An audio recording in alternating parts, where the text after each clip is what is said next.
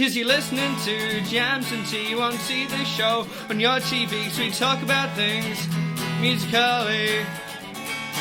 Cause you're listening to Jams and Tea. You're listening to Jams and Tea. Welcome, everyone, to the Jams and Tea podcast, where we spin the jams and spill the tea. And we are here again because that is what we do now on this episodic show which we talk about the musics. And this week we have both August and his cat doing a face reveal after they featured prominently in our Mars Volta episode, which went live today. And speaking of things that went live today, August has new Glacier Flowers. Yeah. LP, yes. LP out It's your now second one, isn't in the description. It is my second one. Below, you will find a link to it. Go listen to it because, I mean, what else are we here for other than to be hype men? Yeah. Yes. I'm just going to say right now, I liked your first album. This is like a really big step up in quality. No, I would agree entirely. I think this is way better. I am eager to listen to it. I can't wait to listen to it. I am eager to listen to it. LP in this instance standing for Limp Bizkit. Wow. Well, just one of the those most August days. thing that August has never said. Oh, if only one of you puts a Limp Bizkit record. I might do it. Recommended. This is a compelling argument. A very August move. Dude, And speaking, let's do chocolate starfish. And speaking of recommended records, this is the first week we are going to formally talk about a recommended record from someone in this podcast, and we will be discussing. We will be discussing the third record, which is "Addicted" by the Devin Townsend Project, which was referred to colloquially among us in our music chart as "a dick in my ass." By the Alan Parsons Project. That's easily the funniest part of that to me. No, it's so funny. Who the hell is Alan Parsons? I don't know. But I know heard that of the name. Alan Parsons Project. It's a real band. Oh, okay. I know, and I've heard of it. I just who? What? What? The thing is, if the Devin Townsend Project is like Caprini Green in Candyman, then the Alan Parsons Project is the one that Helen lives in with like pasted over walls. They got really gentrified. No, yeah. Oh, yes, agreeable. But the first two albums we are discussing today, recent releases, are Alfredo by Freddie Gibbs and the Alchemist, and No Dream by Jeff Rosenstock. But first, we are going to do a roundtable, quick discussion of the things that we've been listening to this week. Other than that, and in true Jams and Tea fashion, I will ramble quickly about what I have been listening to. We did just get right off of the Mars Volta episode, which is up right now. Go watch that. So I did listen to both Nocturnicate and Bedlam and Goliath recently, both records I just truly adore. I also listened to, I had a long shift at work today, so I got to listen to a bunch of stuff. So I listened to, I don't know if any of you all are familiar with the like up and coming pop duo Chloe and Halle. I listened to their debut album, which was okay. It was all right. I hear potential, and that's pretty much, I'm just sort of looking for when they grow as artists, as pop acts typically do. Might give that another spin. I have, of course, been listening to the three albums that we are going to be discussing.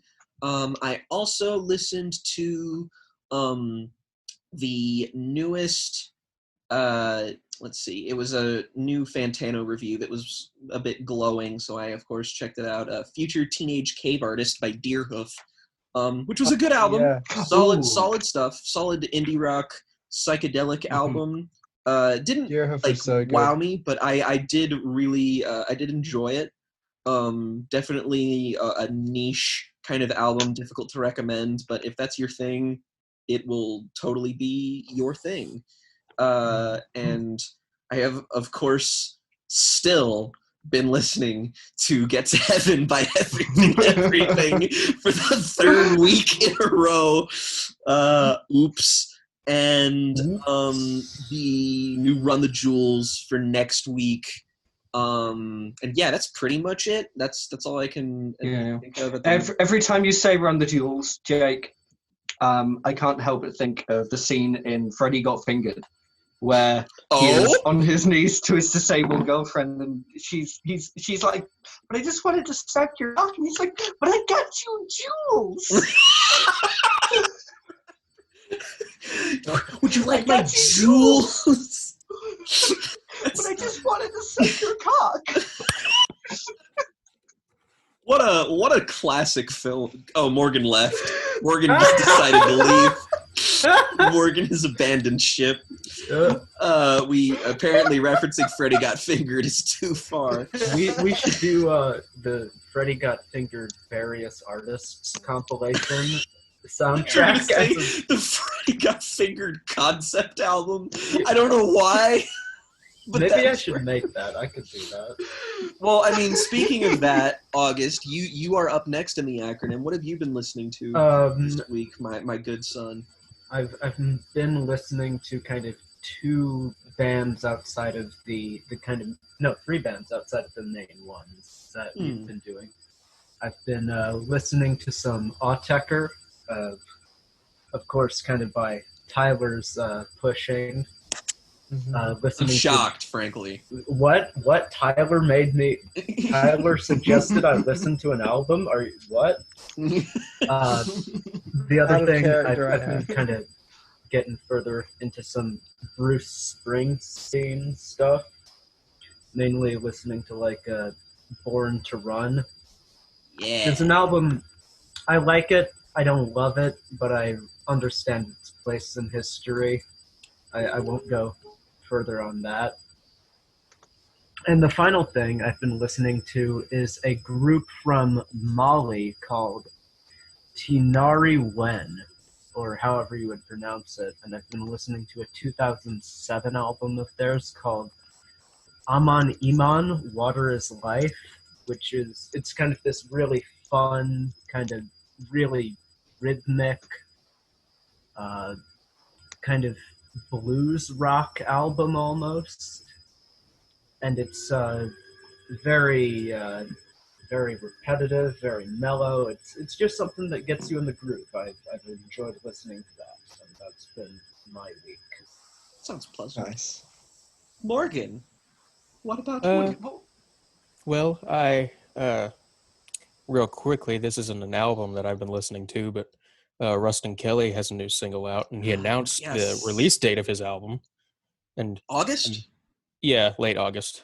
Not the person, the month. No. that makes things nice and confusing, though. Oh, yes. But we will be covering that when that comes out. You bet your ass. Morgan and I are very big Rustin Kelly fans. He was the last concert we got to see live before the great COVID crisis of 2020.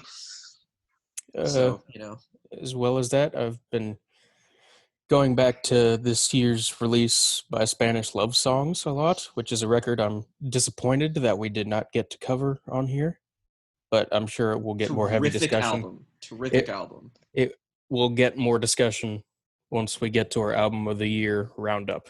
Yes, Morgan and I will sing its praises. It will be on a few lists. Oh, yes. Hopefully. What else? Menzinger's Core. That's what Spanish Love Songs is. Yeah. And also been going back to the self-titled Giles Corey after we talked about it with Zach. Oh, so is there something you want to tell us, Morgan? Have you been diagnosed with a new form of clinical depression because you've been diving into that album? Not a new form, but the same form. Just the same old one. Oh, great. I've never finished that album because it makes me feel like shit. Yeah, I mean, who can blame you? But, that's about it for me. Well, that goes straight into the Saoirse. There's an album that, like, when everyone's listened to the most... There are two albums when everyone listens to the most sad things ever they always go back to. There's one that I can't remember what it's called. But it's called The House with No Doorbell. And it's just like, tears. And then the other one is the first half of Split by Cheshi and Pat Bunny, because the Cheshi half is woof woof. Yeah. He has a song called Galapagos, which goes into really morbid detail about like finding out his friend had jumped off a cliff. It's rough, but it's really fun. good. Yeah. I will recommend it at some point because I also think it's like the best album ever. But what have I been listening to? I've been trying to catch up on 2020 releases. Outside of that, I'm listening to Knife Man by Andrew Jackson. It will surprise no one to know that I love this album. Yeah, pretty much. I've always known folk album. Andrew. Well, that's the thing. It was new Andrew Jackson you heard from his first album, which is really part of the American sort of folk punk scene. But his second album, it might be second album, Knife Man, is a totally different kettle of fish and embraces so many different genres. It's so much more epic in scope. The songs are longer, they're deeper, they're more musically intricate, they use electronic instruments. Shock surprise. I've also been listening to Nonagon Infinity by King Gizzard and the Lizard Wizard. Yeah. Love that album. They're best. Because the only album by them I'd heard before was Infesta Rat's Nest, which is a very different sound. So this, and I love both albums, but it threw me off. I've been listening to, because we have Run the Jewels 4 coming up. I always tend to, I like to listen to the albums we're going to review in the gaps before the podcast, because I just like to exist that way. But I went back and listened to some singles from Run the Jewels 3. They slap. I love how they can rap about nothing but themselves, and somehow it's incredible. I'm listening to the new Frank Turner single, which is a cover of NOFX's Bob. He does a good job with it. It's different, but I like it. He does the Frank Turner thing. It sounds like an old Frank Turner song, but it's just Bob. And in terms of the catching up with 2020 releases, I'll try and be really brief. So beforehand, my top 3 albums of the year were Backwash's album, the Laura Marling album, the Dogleg album, the Fiona Apple album, I think, and The Strokes is a new album. Yes. Not in that order. But after I went back and I listened to some albums I'd already listened to that I just needed to give a rating to, but and some new ones. But now my top 5 is in order going up. The Strokes at number 5, Dogleg at number 4, Laura Marling at number 3, Poppy at number 2, and Backwash at number 1. Poppy. And I also listened to Music to Be Murdered By. Oh, and I Jesus. Oh, Lord have mercy. Masterpiece. And Poor I also bitch. Dang. Tyler and I made a podcast warning you. We warned you. Okay, but if I'm gonna have at the end of the year when we do our end of year podcast a bottom 5 albums of the year, I should listen to. That is really. A prime contender. For somehow it's not my bottom 1, but still it's dog shit as fuck. The one thing I've taken away from it is that there's a thing that happens in rap music, a bit in pop, mainly in rap music, where it just becomes album after album, them rapping about their shitty lives being famous, and I hate it. It's so navel gazing and just so short sighted and egotistical, Kanye. and I hate it. But at least when Kanye's bad, he's bad in interesting ways. You are not wrong about that. I'll give you that much. Yeah. I mean, the thing is, and the other shit album I listened to this week was Father of All Motherfuckers by Green Day. That's my number 1 bottom release. It won't be my number 1 because it has it has a song on it that I thought was kind of good, and that was Teenager. I enjoyed that song, but for most of it, it's I made this tweet where it's the first rule of Green Day is that it's not that it's just Jet, it's that it's just the Hives. It's every song is ripping off I Hate to Say I Told You So by the Hives, and that's my thing. It's every rock act that is trying too hard to appeal to children will at some point rip off the Hives I Hate to Say I Told You So. And that's true of all of them. That's true. It's the Hives released that song. The worst Green Day album, which is not an easy task. The thing is, Revolution Radio was there's a thing I said about Capone, right? Where it's the kind of failure that makes you reconsider whether previous good work was good. And Father of All Motherfuckers is like that, because I listened to that and I was like, maybe Revolution Radio actually isn't the good album we all thought it was. Maybe we just wanted Green Day to be good again, so we all believed in it more. You know. Well, see, Morgan and I Who were is always this on we the Revolution that Radio. thought Revolution Radio was good? Oh, Yeah, I thought that know. was generally Like, hated. I kind of thought that album was like an improvement, but still not very good. Yeah. No, it's like a 6, I think. But I That's have a fair like 25. I have 25 other albums on my yet to listen to from 2020. I'm not including albums we've already agreed to cover on the podcast. But I've like 25 albums I need to listen to. This includes like the new Pearl Jam, the new King Gizzard and the Lizard Wizard, the new Andrew Jackson Yard, the new Deerhoof,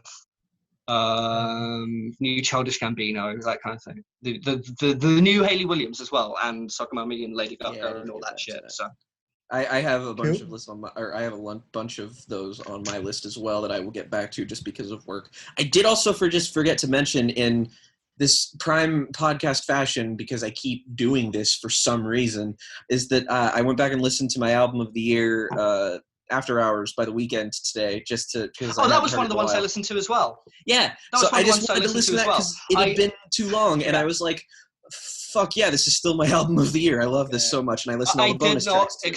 I did not expect to like the new Weeknd album, because what I heard from him before was basically just like I got the impression that was like very like sexualized R&B, which isn't really my jam. That's him. But yeah, pretty much. But this new album, holy fucking shit! It's like great. It's catchy, it's smooth, it's fun. Like there are so many songs. I was just like, I don't feel objectified, and this is such a good time. Synth pop bliss. So many great songs. Honestly, it's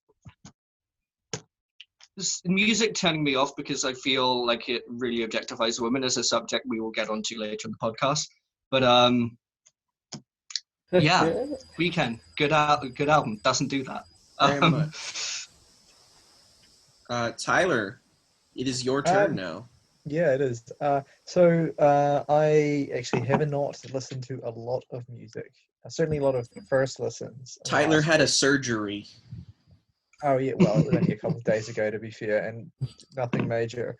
I did listen to, I think, I listened to, because I've been going through the discography of the band Coil recently, who are a really fascinating kind of industrial, electronic, moody, depressing group that have a very kind of like storied history in the world of kind of unconventional industrial music. And sounds like my shit.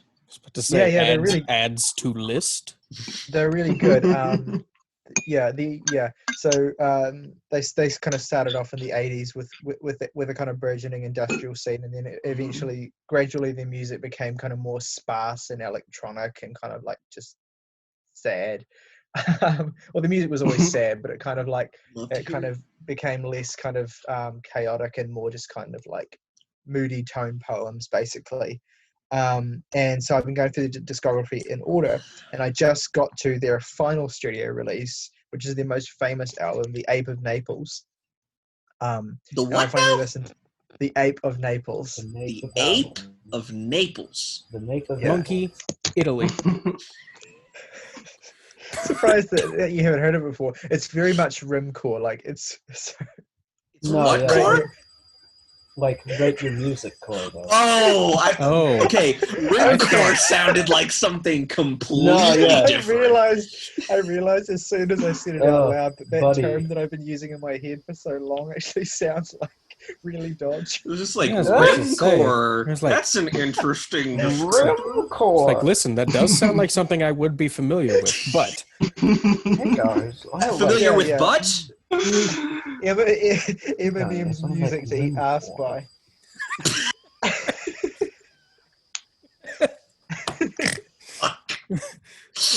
Oh dear.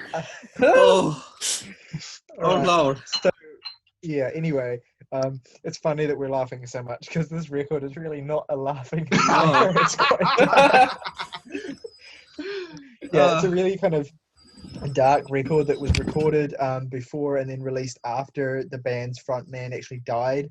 So it's like a really kind of it's just a really, like, their music in general is very, very gloomy, but this is a really especially kind of gloomy record. But it's also like one of their most fully realized albums in terms of the quality of the songs. It's really good. Sorry, I'm sorry, I'm just August- trucking on. I'm August just is trucking on really- here. He's doing a really good job at distracting my attention. I'm sorry. ruining I'm things. sorry. He's good at that. He's just like, I now have my camera now, and I will take full Yeah. advantage No, of it. you best bet I'm taking full advantage of this. Yeah, well, there you Oh. go. So anyway, would recommend. Very, very good album. A good entry point. I can see why so many people love that record in particular. It is really good. It's not like especially industrial though. If you want more of their industrial stuff, I'd recommend their 1986 record Horse Rotorvator, which is a really good and just super fucked up industrial record that's very much like in the vein of like Throbbing Gristle and stuff like that, if you're into that. Although I don't, yeah, very total Rimcore. And like there is actually a lot of references to kind of like fucked up sex in their music as well. So Rimcore is Nice. perhaps not the most. Hey, industrial violent. music and fucked up sex songs are synonymous with one another as far as I'm concerned. Would you say And then that? runcore is like a subgenre of pop rap where You run I don't know. music? I don't know.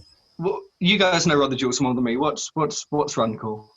Runcore is like it's like music that you run to. Like you're going, you find a big, nice, long 10-mile long trail, and you're just like, all right, I'm gonna put on some runcore. Yeah. Let's talk about awesome. the albums. Yeah.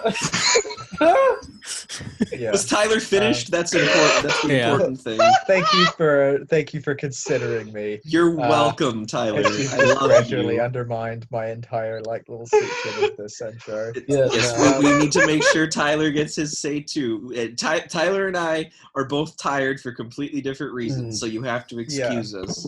Yeah. Dude, Yeah, I was so- working until we turned on the fucking podcast, and it's 10:30 in the night over here. Like, Okay, so I'm then exhausted. then a good like 66% of us are tired. Sure, we're not. 60%. There's three are tired. 5 total.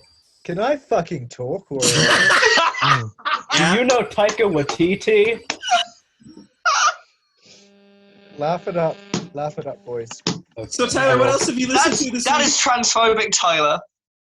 I would Jesus like to fucking you, Christ. Saoirse. Tyler, what other albums have you listened to? Let's let the man Saoirse, talk. you're the one person who has been polite to me so far in this podcast. Oh, thank you. What did Morgan I'll just do? go Love fuck you, myself, baby. All right. Anyway,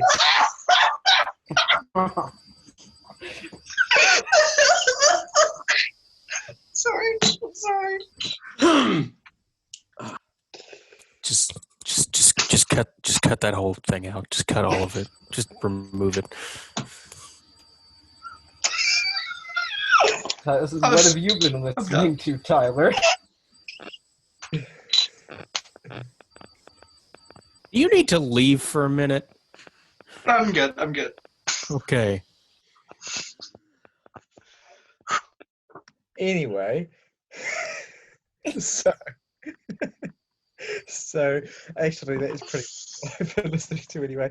I listened to the Mars Volta obviously to do a podcast. I've been listening to a little bit more Ortega obviously because they're my favorite artists, but you know, nothing interesting that you would find interesting. So I'll just leave it there. That's And false, Tyler. someone else can have the I'm spotlight quite for interested once. in Autiker because I don't know what the fuck they sound like. So I am quite intrigued to see that because I know it's Tyler Core and every Tyler Core album I have listened to I've enjoyed. Yeah. So Well, I've purposefully recommended one of their most chaotic yet accessible records for when we get to that, so that'll be interesting to discuss. But anyway, a good choice. let's move on. Yes, let's go right into our first recommendation, which will be introduced by August. Did you say you were going to introduce this one? Yeah, I said I might as well. Yeah, there you go. All right, so coming from the man with a plan from the state of California, I'm pretty sure none of that's correct, but it's a new album. I was gonna say, I think Freddie Gibbs is from like Chicago or something. Yeah, it's a new album from Freddie Gibbs, and I think he's a man. Like last time I checked, yeah, he's definitely in male. collaboration with could The be wrong. Alchemist. This is Alfredo, which, as I learned recently, is the album title is a fusion of their names. The Al for Alchemist, Fredo for Freddie. Yep. Yeah, and Genius. it is his newest collaborative effort after coming off of a pretty critically acclaimed streak of records in collaboration with Madlib. So he switched up producers, and well, this album was the result. Yep, he's frequently critically acclaimed for his collaborations. He's been making music since like the late 2000s, I think, but never. 2004, I think. Yeah, he like never really hit his stride though until the critically acclaimed Pinata, his first kind of big collab with Madlib. Madlib, of course, being behind such canonical hip hop classics as Mad Villainy. But he collaborated with that, and Pinata is now also considered a canonical classic, one of the better ones of the decade, and one of my favorite hip hop albums of the 2010s. Let's not forget the canonical mixtape, Freddie. Oh, yeah, God. Freddie, everyone's favorite work of his, which is not particularly good at all. Has anyone listened to that mixtape in the past year? I actually did, just because I was going through all this stuff. This year? Yes. This year. Why? Because I was going back to listen to all of his solo stuff because he released a mixtape / album called Shadow of a Doubt. And Shadow of a Doubt, while not quite as good as Pinata, I would say it is better than Bandana, which is the other collaborative effort he had with Madlib that was released last year. But I was just listening to all of his stuff, and he's got some good solo records, primarily Shadow of a Doubt. But he's known mainly for working with people who are able to add a little something to his work. Freddie is like he what makes him unique is that Freddie Gibbs comes at hip hop from a unique perspective in that he is playing the part of a more low-ranking drug dealer, whereas, lots of, hip-hop artists who indulge in the sort of drug dealer fantasy, they're, focused on how they're, like, the king of, like, this empire and how they're, like, they're hot shit. And whereas Freddie's music has always been focused on being kind of a lower-level lackey, where he just kind of works and does stuff that's decidedly more mundane and decidedly more like working class about his music, like Pinata and Bandana especially play that up, and it's present on Shadow of a Doubt too.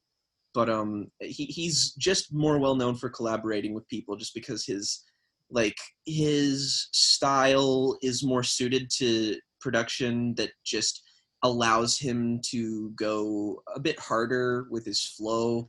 When he kind of reins it in, he's just kind of a bit more boring, but he's done a pretty good job of growing and evolving. Ready for Freddie? Freddie being like an example of him like reining it in. Freddie being an exceptionally boring project that was not it's like 20 minutes long, and it feels like it's 7 hours long. Yeah, his more like, I think the thing that's most notable about stuff like Bandana and Pinata is the storytelling on a track-by-track basis. He's able to form very holistic, coherent narratives and stories that... Tyler, you all right? Oh, sorry. Sorry, I didn't mean to interrupt. I just wanted to comment on my favorite aspect of the Freddie mixtape is the cover art. Oh yeah, and it's a parody of another cover. Actually, yeah, it looks like. Is it? What's it a parody of? Let me find. I know I can find it, but it's like. I love Freddie's expression on this cover. I know exactly what you're talking about. No, it's a great. It looks like he's wandered into the wrong photo shoot. Someone has thrown a camera in front of his face and said, "Freddie, You got 5 seconds I mean, like to be ready for this photo. it looks like a Lionel Richie album cover of some Yeah, kind. yeah, it does. Oh It boy, does. I'm gonna find what Oh, this is a it's parody quite of. bad. It's quite bad, especially when you consider his other album covers, which are pretty solid. But anyway, I guess we should talk about the Sorry. fucking album, Alfredo. I'm not really that familiar with The Alchemist. I've seen him do like production for people on albums, but never like a full collaboration, like somebody like we mentioned, Madlib, or like Kenny Beats, or somebody a bit more or prominent. But on this album, it's a pretty short, slight album. It's less than 40 minutes. I think it's 35 minutes, actually. So it sort of follows in the vein of the shorter album, like hip-hop album trend that we've seen going since sort of late 2017, 2018. And on this album, it's an interesting turn for Freddie, because he is That's going... Well, I guess so, but I think The interesting part is debatable. it's okay. Mhm. It's decidedly more. Oh yes, I found what it's a parody of. I'm gonna Oh, you send did? this. What is it? It's a parody of an album from. We gathered that. Yes. Well, it could be a parody of a single cover, admittedly. Yeah, I suppose it could. But let me just see if I can send this to the group chat. No, I'll just send a Rate Your Music link. It's a parody of the cover for Teddy, and this has an equally fantastic cover. Oh, So look at this. Oh, wait. time to check Wait, this wait, out. I'll hang put on, this give in me- the video and Yeah. editing. I'm sure. Oh no. Ah! Well, okay. Oh my god. Now Freddie's expression kind of says a little bit. Okay, that was Not definitely the best intentional. cover ever. Yeah, you have to do like a screen comparison of the two albums. Oh, No, they're wow. so- Wow. That's something, Yeah. all right. Yeah, I Holy definitely think Nelly. that his expression is much more purposeful now, but it still is kind of like a failure to capture any of this energy at all. It No. still looks lost. It's like the comparison of energy here is like walked in is like a I had 5 seconds to prepare for a photo shoot versus I have 5 seconds to prepare to sexually assault you. No, what it is, like Freddie's had 5 seconds to prepare for his photo shoot, whereas Teddy has been preparing for this photo his entire life. He just has the energy of like, yes, this is exactly Oh, exactly where I'm meant to Lord. be and what I'm meant to release. It's Okay. Like, dude is confident, and I respect it. that's certainly an interesting fucking point of reference, I suppose. No, And Yeah. I mean, unfortunately, the cover for Alfredo is not as hilarious. It looks Um, like shit, literally. It's just a bunch Wow. of noodles. It's a bunch of noodles on strings. But this album is a different turn for Freddie. It's an album that is decidedly a bit more low key and jazzy, a little bit more old school, a little bit more laid back. Mhm. It has sort of a jazz lounge aesthetic, sort of a built cinematic kind of picture of like you just sort of imagine Freddie is doing these performances with like a band in a club that would have Alfredo on the menu of things to eat there. Ironically, I mean, there's sort of a rest that food is alluded to a couple of times. It's not like food or anything, but what is so goddamn funny, Morgan? You went, food. That's the name of the album. Also, carry one on. query. Don't bully me. One query. You said it's noodles and string. How do you know that the string isn't itself noodles? Or that the noodles isn't itself string? That is a fair point to point out, and I will promptly ignore it because I don't know. So in conclusion, this album it's good. In I conclusion, you haven't fucking said conclusion. anything well, about the okay. album. Here's the thing about this album. It is, in my opinion, of his collaborative works, it is his weakest because things like Bandana, things like Pinata, I think they benefit from Madlib's production being a bit more out there, being a bit more interesting, and they come at it from a more interesting narrative. And I do like that Freddie's persona has evolved slightly to be someone who has achieved some sort of level of success in his little crime world. His character has clearly built up to the point where he has become bigger and his flows and delivery of his bars on this are decidedly, despite the low-key vibe of the album, quite aggressive. They're very husky. It does actually harken back to people like MF Doom. He's got like a menacing vibe about him, and all of the features I think carry on in the spirit. There's an excellent feature from Benny the Butcher and an excellent feature from Tyler the Creator that I think add a lot to the songs.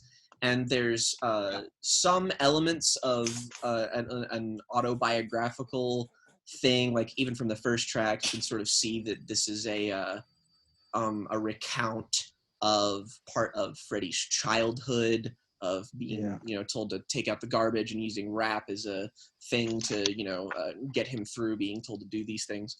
And it is, in my opinion, a decent effort. It suffers, in my opinion, from being a bit too slight at 35 minutes. I don't think that Alchemist's production is as on point as someone say Madlib, which some people might say is an unfair comparison, considering how good Madlib is in general. But it is a different vibe that they're going for, and I respect that vibe. Just because I like the measured approach to it. I like it lyrically. Freddie is pretty on point. Maybe not as much as Bandana. His flows are slightly less dynamic, I think. And overall, I think it is a good project in Freddie's canon, but I would not say it is an essential listen hip-hop wise. I think it lacks in some areas, but overall, like when I am listening to it, it is an engaging enough listen. Has lots of tasteful production, lots of pianos, lots of guitars, lots of jazz lounge kind of sounds about it that make it a kind of a throwback to older production. And I like that a lot.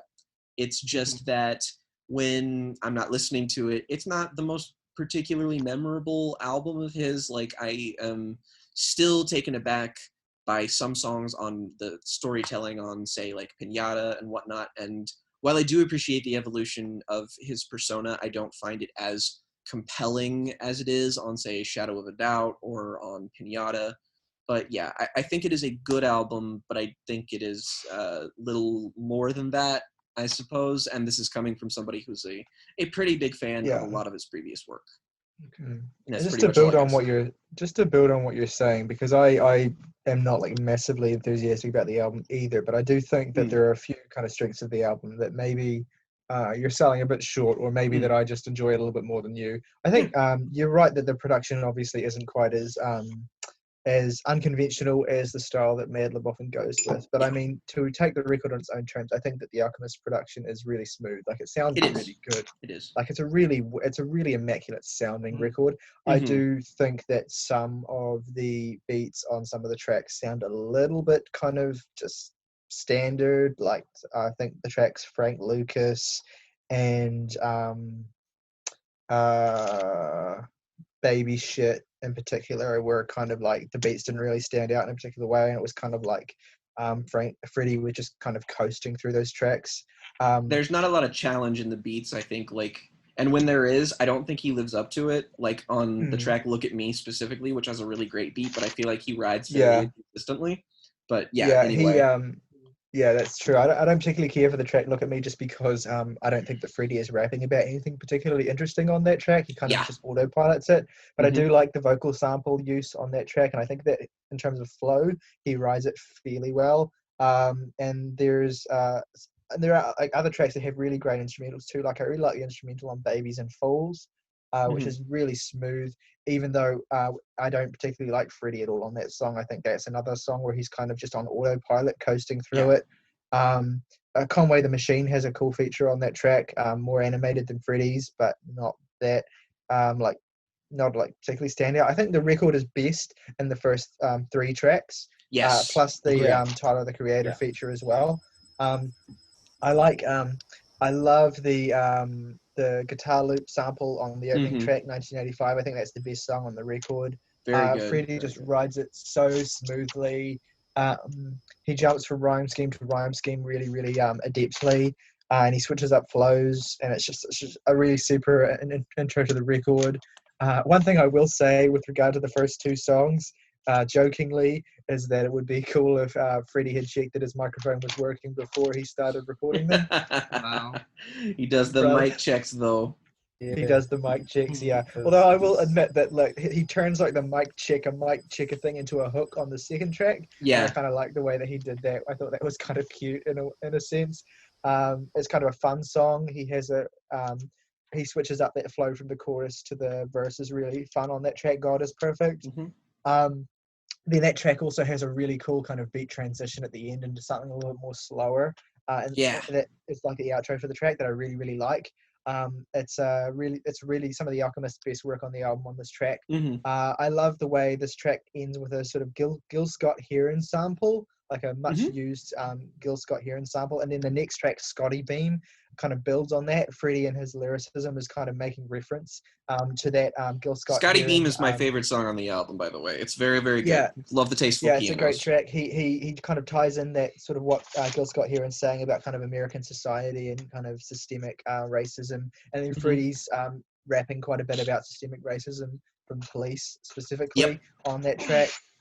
He does have the occasional dud bar. I will say there's one bar in particular that stands out where he interpolates that Gil Scott-Heron sample, where Gil Scott-Heron says the revolution will not be televised, and then Freddie says, I made a sex tape with your bitch, that pussy televised. Yeah.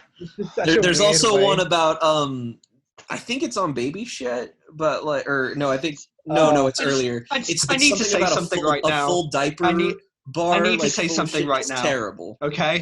Go ahead, that line about the sex tape. I fucking hate that line so much. Like it's such a stupid because he's talking about he's building on what Gil Scott-Heron was saying, and then it's just randomly shoving in a bar about this random aside. And but it would be funny if it was meant to be within the tone of the song, but it's not.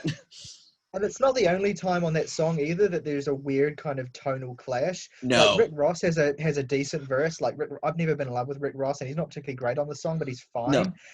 His ad-libs, especially the hissing ad-libs he does, are a bit annoying, but whatever. But what really bugs me, what really ruins this track for me is the track ends with a couple of really, really quite poignant bars about Kobe. And it's quite touching bars about Kobe Bryant, and then you have this Maybach music ad-lib just chucked in right after that, and it just cheapens the whole thing, and it's a real shame because that is a good song. Mostly Something to Rap About as another standout on the album. I do like that. In part due to the presence of Tyler, but I like the way that both Freddie and Tyler are kind of talking about the same kind of themes in different ways. They're talking about their place in the industry and what they kind of bring to the rap game. It's sort of a thesis statement for Freddie's whole career. He's just God told me to sell cocaine so I'd have something to rap about. That's his whole persona in one bar. That's great. Yeah, and I mean, to be fair, he does kind of riff on the whole so I had something to rap about thing in a few different ways as well on the track. But yeah, I like that. One more kind of main point I want to make before I kind of cede the floor to someone else is that on the track, I quite like the track Skinny Suge, even though it's not one of my favorites in the album.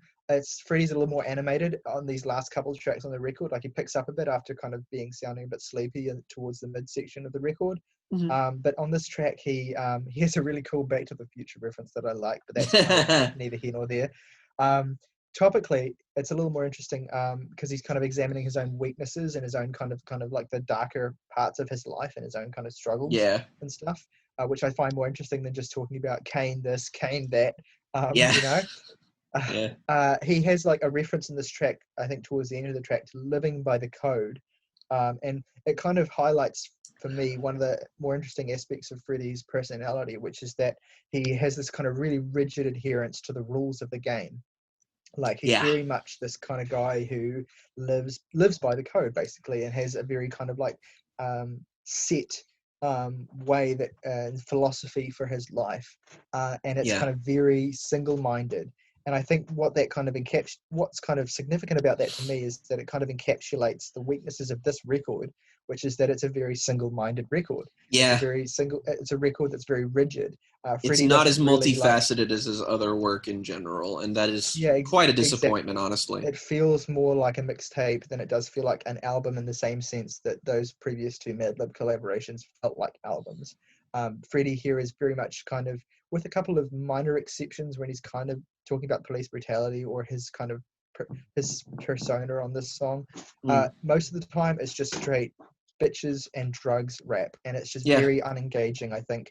Freddie is a very talented rapper in terms of the way that he flows, but he's really not challenging himself in any particular way here. I think it's very much autopilot. He's, in some instances, he's just letting Alchemist's beats carry the songs, which I kind of think is a real shame. I think that if Freddie had put more effort into this, then it could have been a little more substantive. But I mean, and look, it's not to take an easy shot at Freddie, because I do like Pinata and Bandana very much, especially Pinata. I think that Freddie is a very talented rapper, and I can see why he's as beloved in the current rap scene as he is. It's just that this project, I think, if it were your first exposure to Freddie, you would struggle, I think, to come away with understanding why he is special and beloved as he is, because he's very much coasting through it. And it's a real shame. And that's basically how I feel about the record.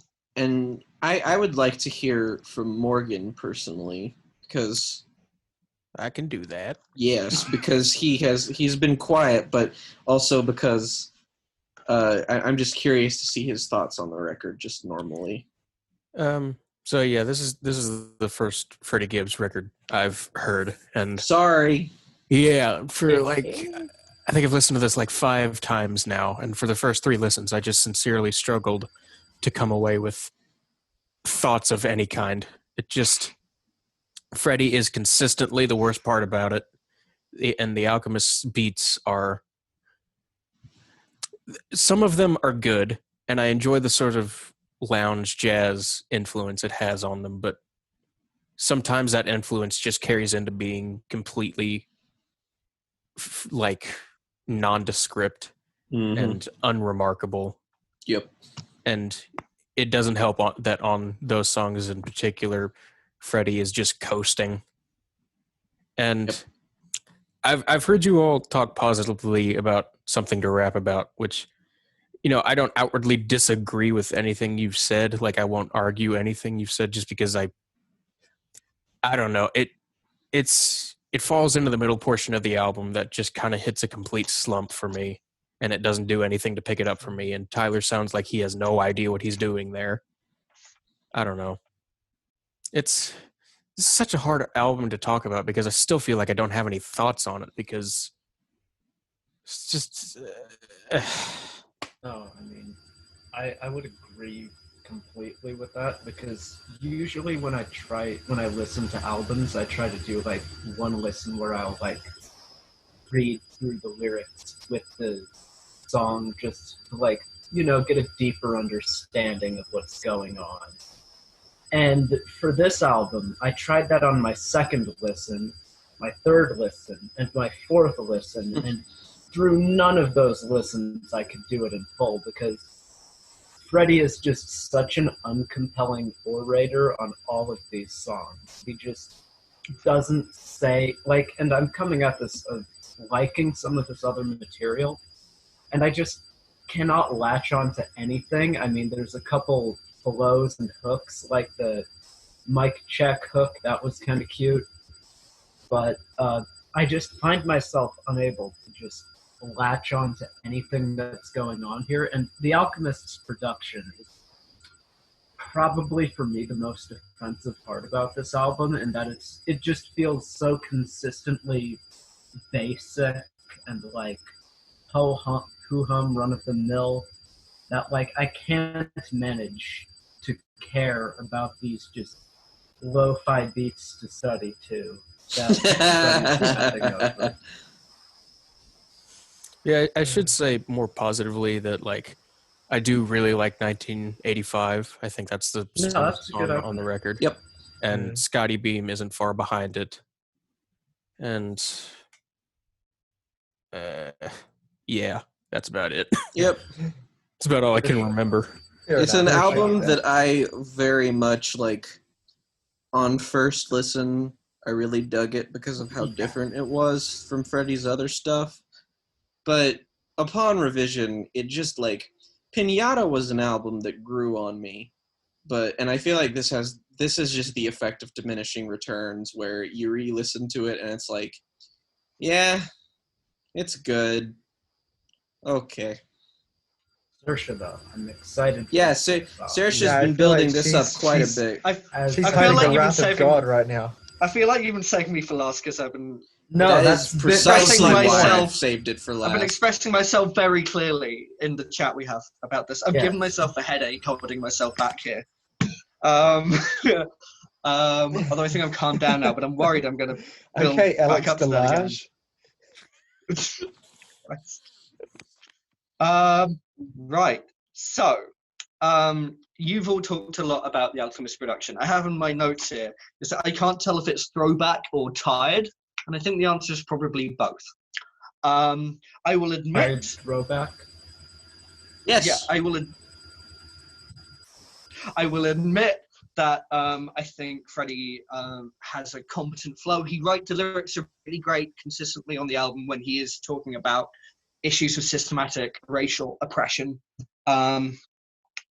That's about where the nice things I have to say about it end. I think it's some nice flows and some good lyrics.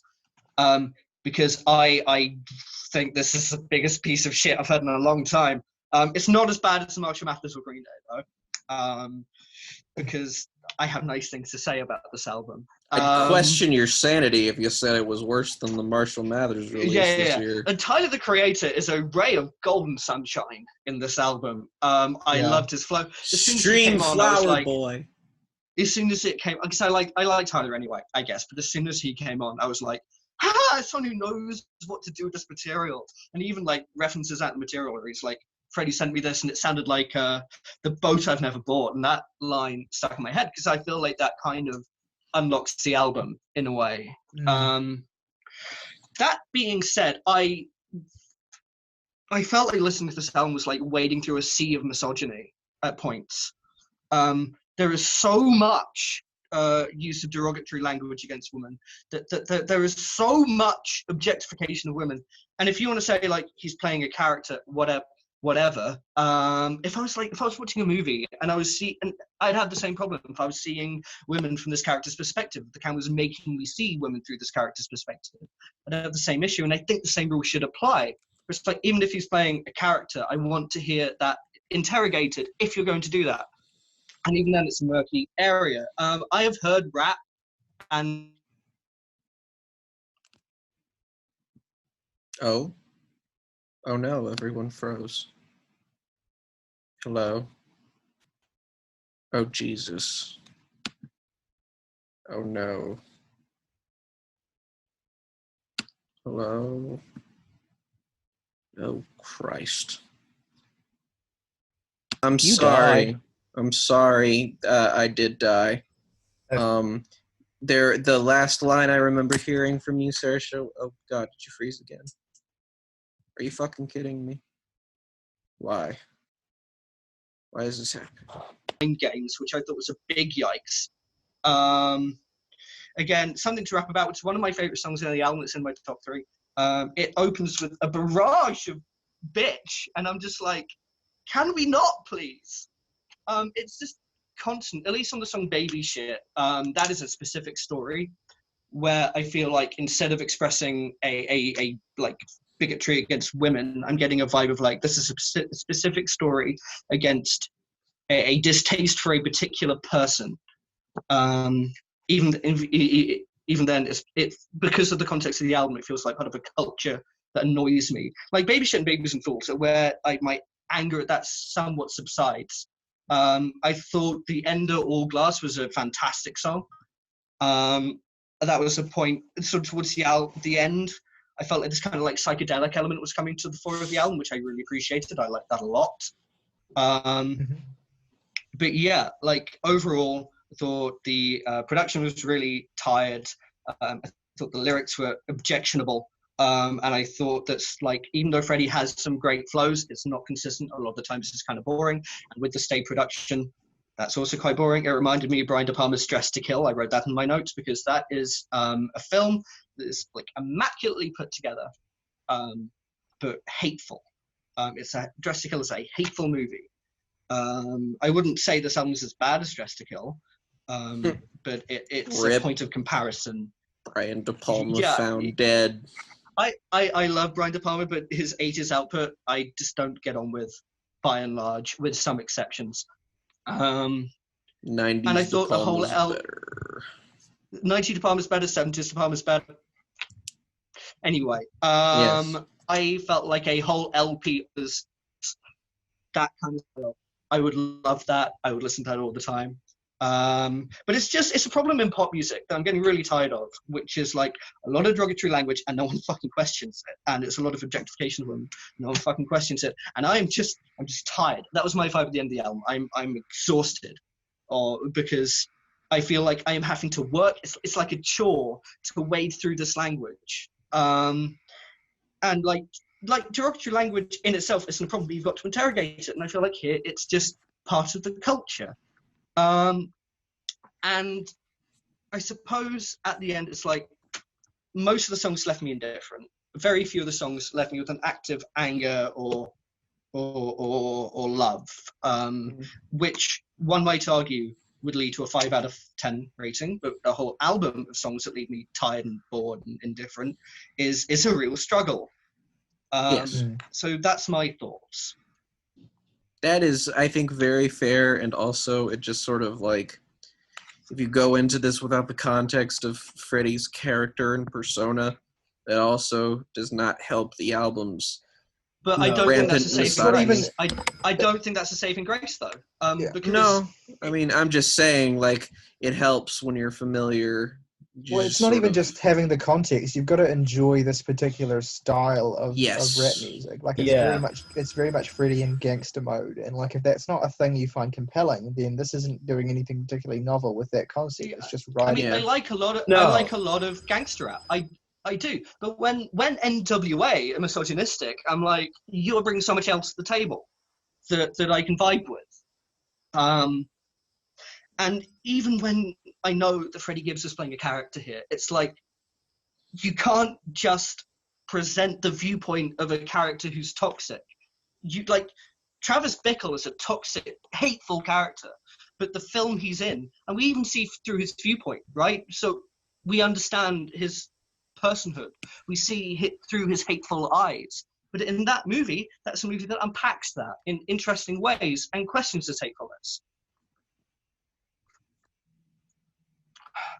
You know, I mean, I can't disagree, but I did not really pay attention to the album's lyrical content because, I mean, what is there to pay attention to? It sounds like every other rap album of its nature I've ever heard. So, in fairness, like lyrical content aside, there is like he does very adept at the way that he kind of switches up rhyme schemes, and the way that he plays with words is, I think, really quite skillful. Like it's quite clear that he is a seasoned rapper who knows what he's doing. Yes. So I mean, it's not fair, I think, to dismiss that entirely. But I mean, one of the things I wrote in my thing is that it reminds me of something someone said about Chris Rock, which is when he talks about issues of race, he does it with eloquence and intelligence and incisiveness. But as soon as he talks about issues of gender, he's useless. Well, this is actually Dave Chappelle irrelevant. type. Yeah, beat. because I was just about to bring up Dave Chappelle because his new quasi special 846 just came out yesterday, and it's one of the best things I've ever seen. Like, and I don't like Dave I'll Chappelle have at to all. give that a look. I don't like him at all generally because I don't find him especially funny. But this is not him trying to be funny. This is him trying to give context and speak to the current situation in America through a lens that only he can give it. That's what makes it so valuable. And yeah, so it's like, it's not to, when we kind of talk about not enjoying an artist's work, whether no matter whatever medium they're in, it's not necessarily that we're saying that we dislike the artist as an artist or anything. It's just that we might dislike the particular work that they're doing. Yeah. And I don't want my opinions to come across like I'm purely dismissing this on grounds of misogyny. It's just when it's so constant and then the music isn't doing anything for me and I don't feel like a lot is being brought to the table in terms of anything musically, it's just a real chore to wade through that. And if That's I may understandable. make a quick point about kind of this idea of an artist kind of saying something that is unique to them. This album is definitely going for something with like this lounge jazz contrast between like this super hardcore machismo and this really light, soft instrumental palette, along with, of course, a lot of like gangster rap and boom bap kind of, I'd almost say lyrical cliches, like the mic check thing is something that's been done 1,000 times in the 90s. And I felt that this album didn't really do anything particularly unique or interesting with those ideas. That felt justified using them in the way where it's like, it seems like it wants to say something about this, but it doesn't end up saying anything about it. Yeah, I mean, that's which is something Pinata's very good at, and it's just not exactly, here. which is something Pinata's good at, and this does not do at all. Yep. And that's why I didn't really comment on Freddie's skill, because it's clear that he is skilled. It's just not in service of anything. No, he's skilled in service of Alfredo, which I think is a perfect title because this album is Weak Sauce.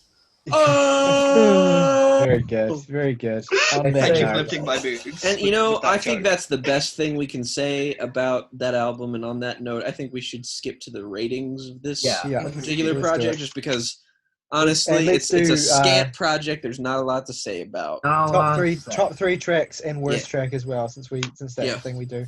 Starting with Jake. Okay. Top three tracks are, I'll pick one. I was just gonna say the first three, but I'll say 1985, Scotty Beam, and All Glass are my favorite three, and my least favorite is probably Babies and Fools, just because the feature on that is not particularly great, and it's just kind of fades into the background. And if I was assigning this a score, I'd give it a tentative 6. Ooh. Okay. August. So, my favorite tracks were the 1975. It's only funny because August meant it. Yes. Scotty Beam and Something to Rap About. And my least favorite would probably be Look at Me. And score-wise, I'd probably say like a 4. Solid, like 4 out of 10. Yeah. Fair enough. So top 3 tracks for me are 1985, Scotty Beam, and Frank Lucas. Because why not? Good choices. For least favorite, probably either Look at Me or Baby Shit. Yep. Because they're bad. What would you give this album? And for a rating, like a very light tentative 5 out of 10. Yep. It makes me sleepy thinking about it. Beat the album. Saoirse. I'm so glad we're talking about an album that's going to make you feel more awake next. True. Oh Well, yes, you- the you- next two you- albums are gonna wake you the fuck up. Yeah, for Yeah. real. You don't know my- that. My favourite song was All Glass, and then number 2 was Something to Rap About, and then number 3 was probably Baby Shit. And then my least favourite, it's somewhere between Frank Lucas and Baby and Fools. And I would give this album a solid 2.5. Yeah, I kind of called it. You did. That's true. Nice. Okay, so my top 3 tracks are 1985, God is Perfect, and Something to Rap About. And my least favorite track is either Look at Me or Baby Shit, probably Baby Shit. And I'll give it a 6.5. Solid. Wow. All right. Nice. That might have beaten. So basically, what we're getting at is just all of us in synonymous fashion are saying, mid. It's mid. Yeah. Early, Right, mid. I need a beer. Go get a beer then. All right. Let's take a short break then. Yeah. Okay, All right. short break. I love And on the looking note at of a 4 out of 10 being a positive rating Wow. for August, let's Wow. go. We should just And- pretend that August's ratings are on a 5-point scale. So that means the Mars Volta are like the My best. God. The best. I Yeah. mean, which they are. Surpass But quality. that being Surpassed said, the we should scale. move on to the second recent release of this week, which will be introduced by the one and only Saoirse, and we are going to be talking about That's No me. Dream by Jeff Rosenstock. Right. Bro. Veteran. Nothing's free. August, shut the fuck up. Time for August Roast Volume 2. Right. Jeff Rosenstock. August doesn't Veteran. like this album. I will shit. Wow.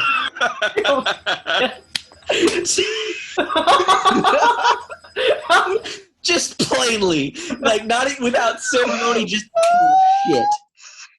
He will do it. I will. Rosenstock. Veteran musician and prolific act in bands going back to history, including titles such as the Bruce Lee Band, the Pegasus XL, Bomb the Music Industry, The Arrogant Sons of Bitches. He's produced a few albums as well, including 2 for the Smith Street Band. Oh, I didn't know You that. Are of Me and Throw Me in the River. Oh. His stuff with Bomb the Music Industry is particularly beloved. I haven't heard any of it, but lots of people rave about it. So Absolutely. This is his 4th album.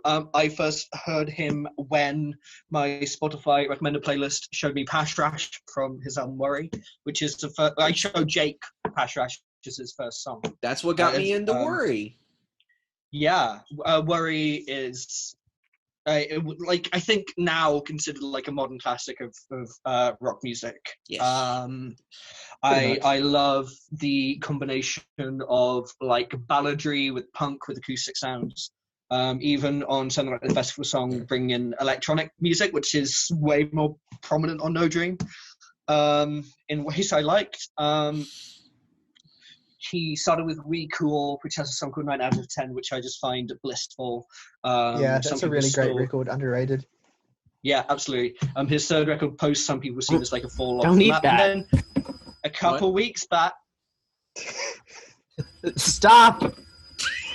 My cat! No! She tried to eat my mouse. It's only natural, I get it, but like, come Give- on. Give me strength. All right. Post was an Sorry. album. I'm anyway, sorry. I fucking love No Dream. Okay, I fucking love it. I love them all with each listen. It's like a fondue, a layer cake of musical sounds. Even within the songs, it goes to like 3 different places. So collectively, across a like 12-track album, however many it is, it's like 80 different musical places. It goes everywhere from like the Dead Kennedys to Green Day to Weezer to The Cure. to the Stone Roses, back to the Dead Kennedys again. I have a note for a song called B&B, which is Longview for Our Time. That's true.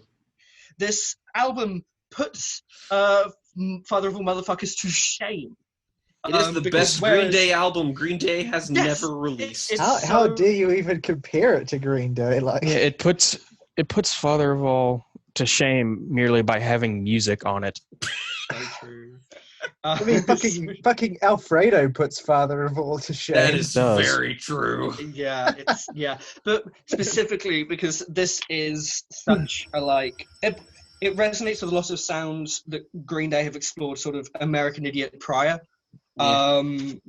Like a lot of Dookie, a lot of Dookie especially I found was a very big point of reference. Like he has a melody on this album that's basically the "Do you have the time to listen to me?" Like it's the same except it's a better song. Absolutely. So This video's demonetized.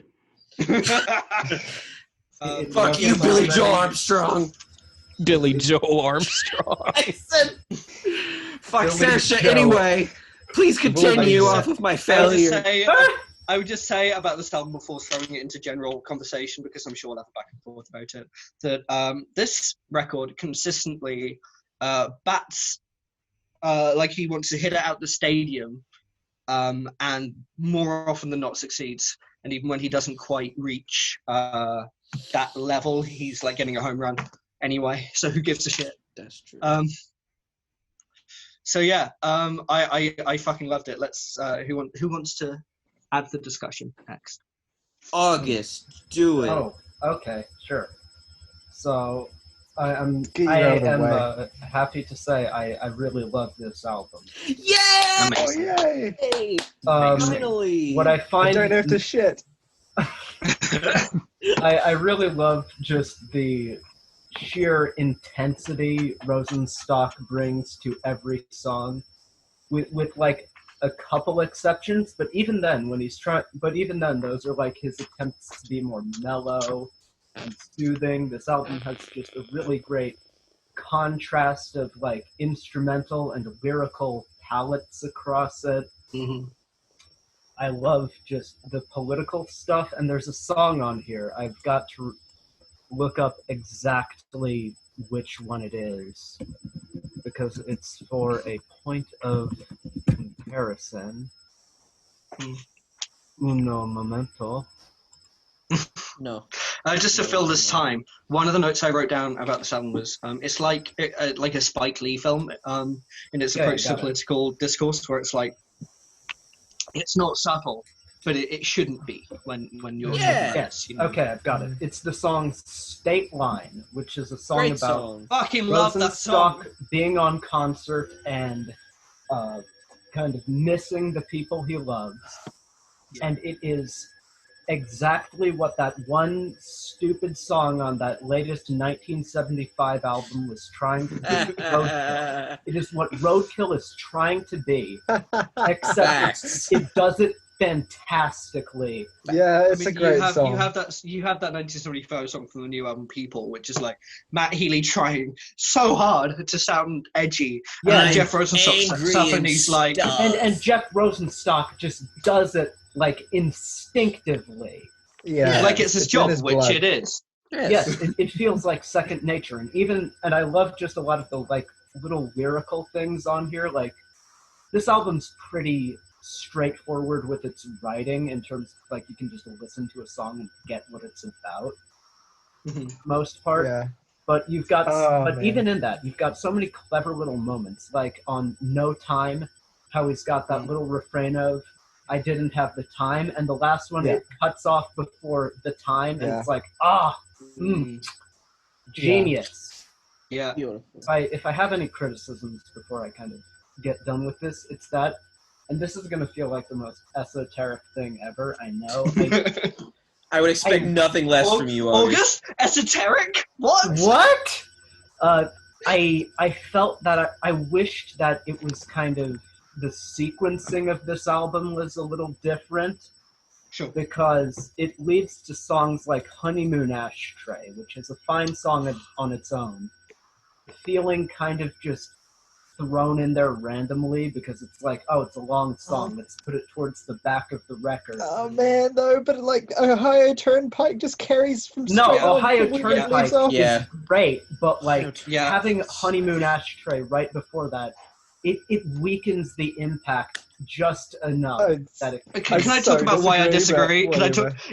Please, Tyler, go do you want to take this or shall I? Please, Poppy, why I disagree.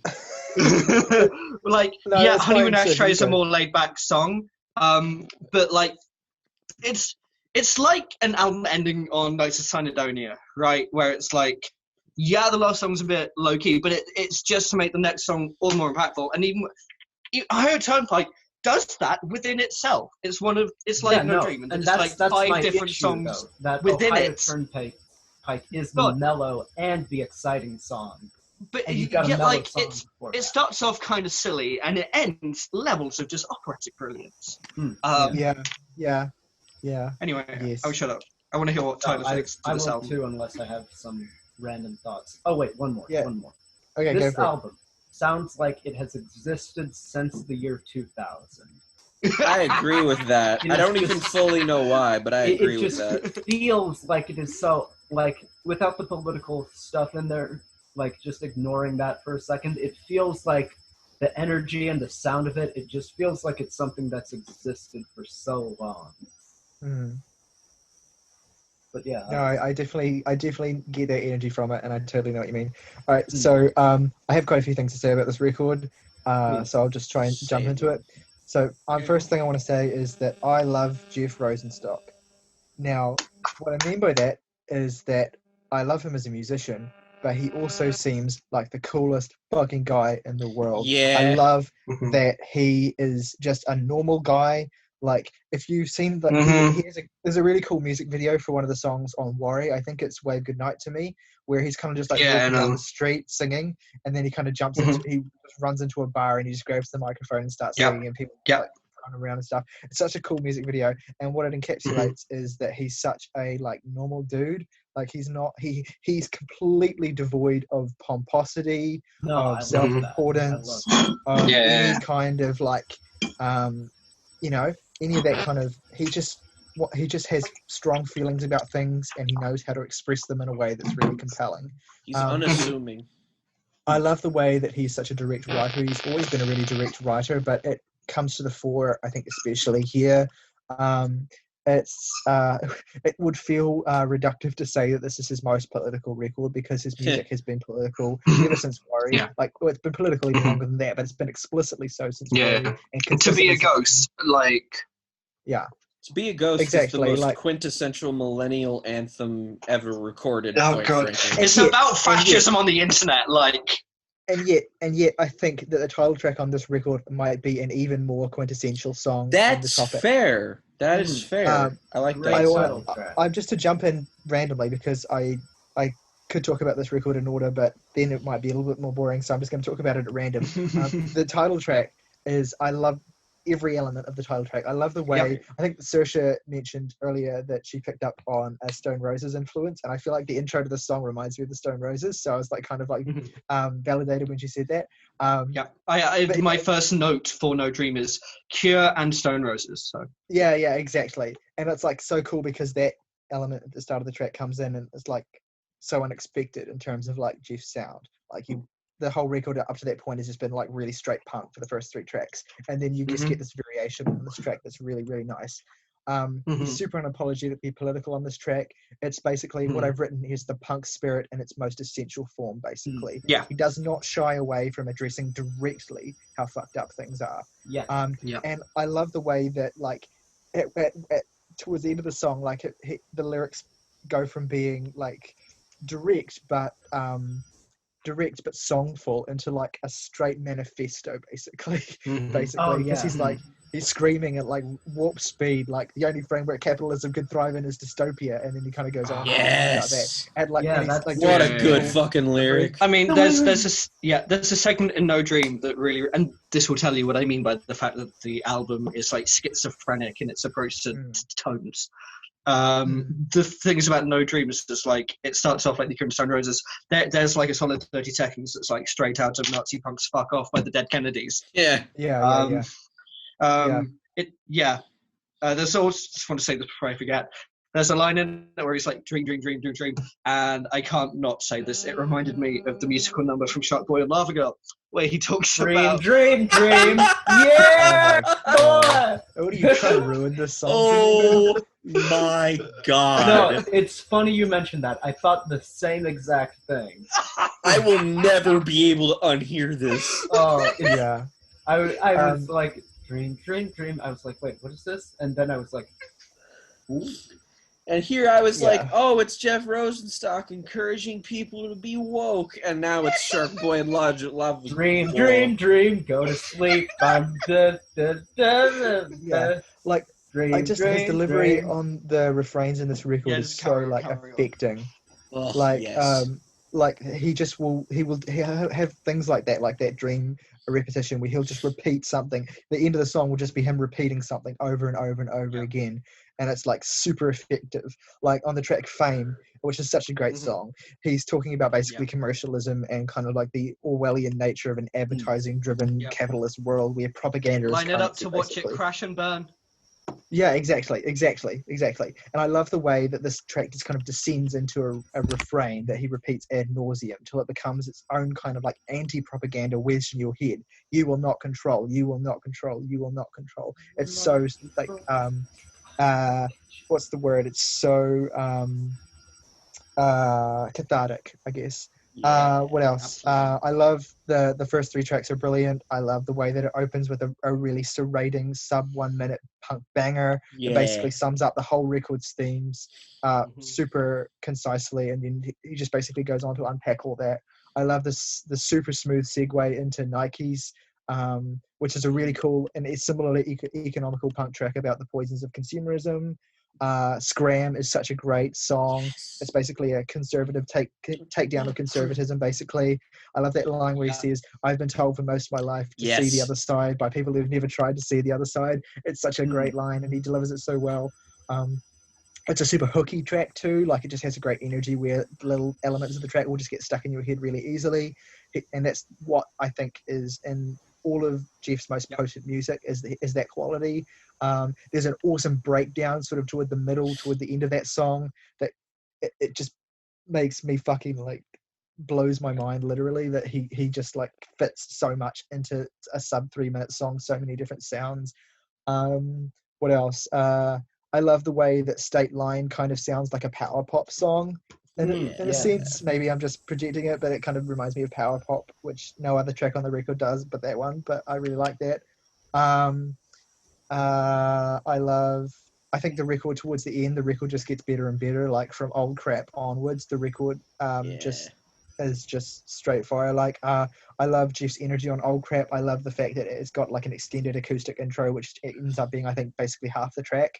In this song, he's kind of directing his vitriol at some unspecified you, but a lot of ways it feels like a self-critical track as well. I've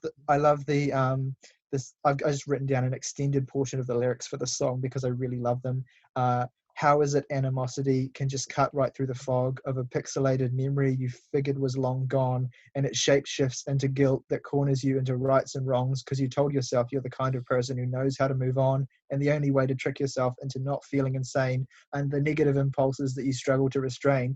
Like, that whole verse is like just life-changing shit right there. Like, that's not even the whole verse, and those lines just fucked me up for days when I first heard them. And then there's star B&B, which of course refers to Airbnb, but he didn't want to get like sued by Airbnb. And yet he I has love nice this. keys. Yeah, well, that's funny actually. The fact that he does. So I think B&B is actually one of Jeff's best songs to date. It's a great example of how compelling he can be when he slips into a kind of quasi-storytelling mode. And he's kind of telling the story of someone whose life's been basically fucked by the thoughtlessness of others. It's a super relatable track for me personally. And Airbnb are a fucking evil company, so... Yeah, exactly. I love there's a great detail in the song that adds a lot. Like, just there's an organ in the background of the song in certain parts of it that is not present on any other track on the album, I don't think, and it just adds so much like to the emotion of the track for some reason. And then I just want to talk about the last two tracks now, which I think are, for one, I think they're perfectly sequenced, but I digress. I love the way that I love the way that Honeymoon Ashtray is perfectly sequenced. Honeymoon Ashtray is a really gorgeously poetic song actually about Jeff kind of coming to terms with his marriage and his relationship with his wife. Basically, he describes like little minutiae of details of their honeymoon, like the titular ashtray, and basically it becomes an extended pondering on kind of whether he's suited for marriage. And I like the way that at the end of the song it's kind of ambiguous whether Jeff has restored faith in his marriage or he's still doubting his marriage. It's just a super well written song, and then it goes into Ohio Turnpike, which is my favorite song on the album, and I think a top 5 Jeff song. And it just follows beautifully from the previous song because it's kind of going from him expressing doubts about his marriage to ultimately reminding himself that his partner is his home, to then basically that also being tinged with sadness because Jeff is kind of realizing as well that he has a kind of reliance on her for his own sanity, that he's kind of like has these attachment issues, that he's fortunate that his partner he's fortunate that his partner loves him and stuff, but he's worried that his own kind of like reliance on her to be whole is going to like destroy them. And personally, that's something that I find very intensely relatable. Tyler! But that's a super relatable sentiment. And the solo at the end is an all-timer in my opinion. Oh my god. There's just the emotion of this track, the way that for Jeff, fear and happiness are just inextricably linked. Like you can't be happy without worrying that it's going to turn to shit, and then you can't, you're also the eternal optimist as well. You're in that shitty place. You're like trying to convince yourself that things will get better. And that's kind of and then just the outro with the piano chords and everything. And I just Delightful. like lose my shit. I can't wait for conservative people to be like, I always loved Jeff Rosenstock music, but why is he going to get involved in politics all of a sudden? Yeah, you imply that conservatives have good enough taste to like Jeff Rosenstock. Mate, I was referring to the Against the Machines. Tom Morello, so political, guys. Yeah. I love my favorite apolitical band, Rage Against the Machine. Holes on Parade. What a fun song. I just want to echo what Saoirse said earlier, because she said that the record is getting better for her with each listen, and it's the same for me as well. I think this is genuinely, I do like Worry a little bit more, just because I think that record is just such a behemoth, like such a massive achievement in terms of what it manages to do structurally and sonically and stylistically. But I really think this is close to it for me. Like Absolutely. It's an easy second best. I love it, and that's pretty much all I have to say. My take on the Worry thing is it's like there are songs on Worry that I still think are like better than individual songs on No Dream. Like there's not a song on here, maybe Old Crap, but there's not a song here that I love as much as Pash Rash or Staring at the Window of Your Old Apartment or To Be a Ghost, or those 3 songs. But the fact is it's like this is Jeff trying for something so much more ambitious, and even if it's not as good as Worry, it just puts his career into like a new stratosphere of potential for me. And I can't wait to see where it goes with it. The fact is it's like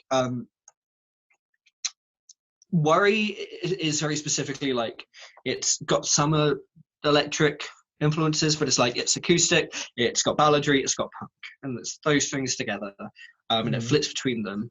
This is like Jeff being like, this is the time we're living in, and I'm going to write down for now, and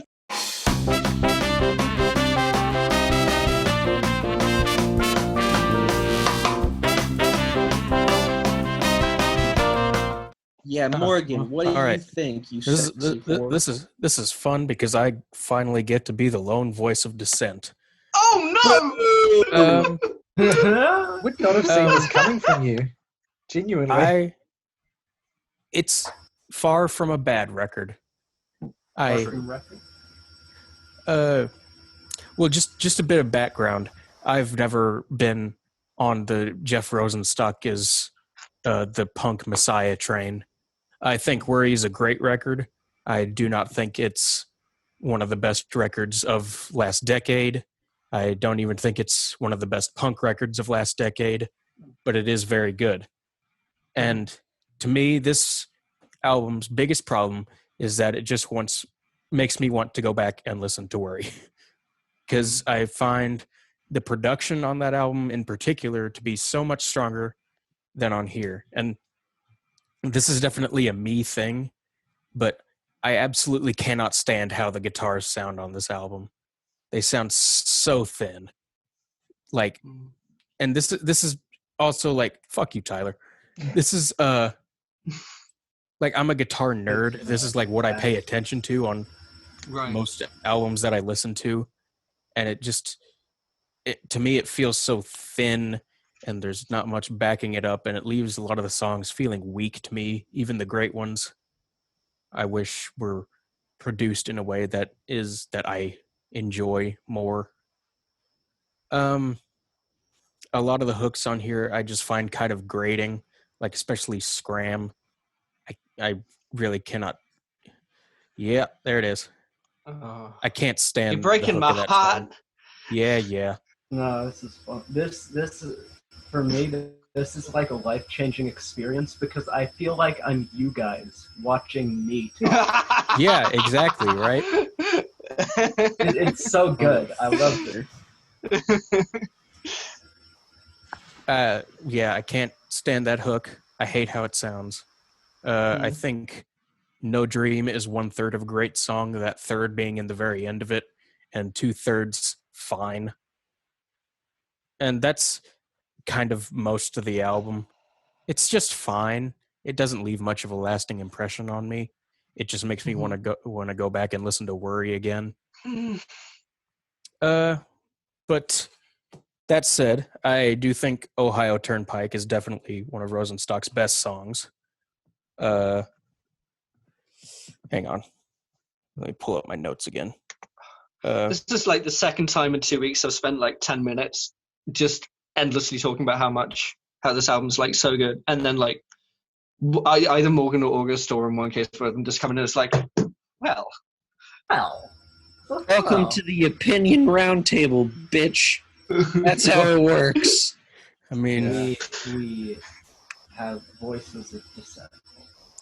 I think I really like the Old Crap is the one that's like acoustic-y and he's just wailing on the thing, right? Yeah, pretty much. Yeah, I like that one a lot. The Beauty of Breathing as well is but there are definite bright spots on the record. There are just parts of it that I don't have a whole lot of. They just don't connect with me in any meaningful way. And like, I wouldn't say any of this record's bad, like at all. It's just not for me, and it makes me want to listen to Worry again. I mean, look, Worry's a great record. Who can blame you? But Yeah, well, have we heard Jake really get into his opinion? No, I don't think we have. Let's hear Jake. Well, first of all, I would like to qualify my opinion by saying Morgan is stupid and wrong. That is it. Actually, that is the one great thing about being a pre-transition trans person, is I can work so hard at like sounding all like nice, and I'm trying to do like a vocal thing, but then as soon as someone says something, I'm like, I just deep belly laughs. It's nice. I feel it. So for me, it's cackling. August, have you Anyway, adopted Jake. a new religion, or is something just on your head? That's a penny.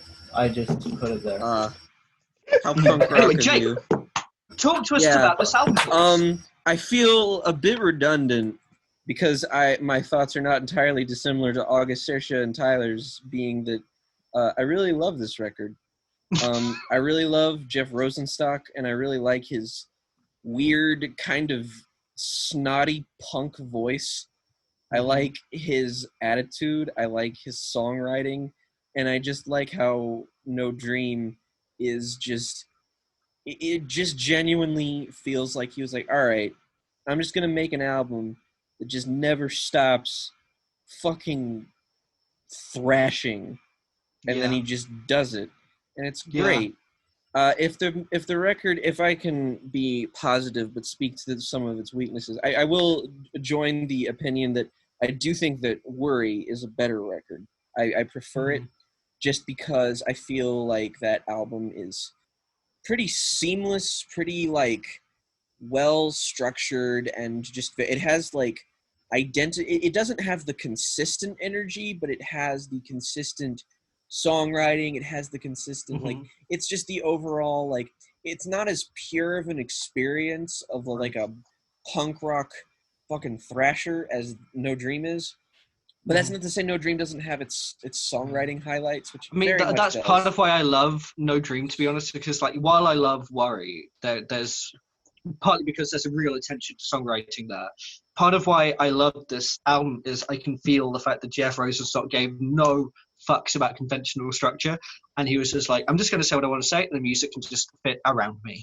I would say that, like, you know, I don't think that he's like the punk rock messiah or anything like Morgan said, but I think he is the quintessential punk voice of right now, maybe him and like the Menzingers, just because they speak to this very, very specific, like Jeff Rosenstock very specifically speaks to the Gen Z / millennial kind of ennui of just not really knowing how to deal with the shitty state that the world is in, and just expressing this very, very genuine sense of frustration and regret. And like the thing that I really like about Rosenstock's songwriting is that it's not general, it's super duper specific, but it's still relatable.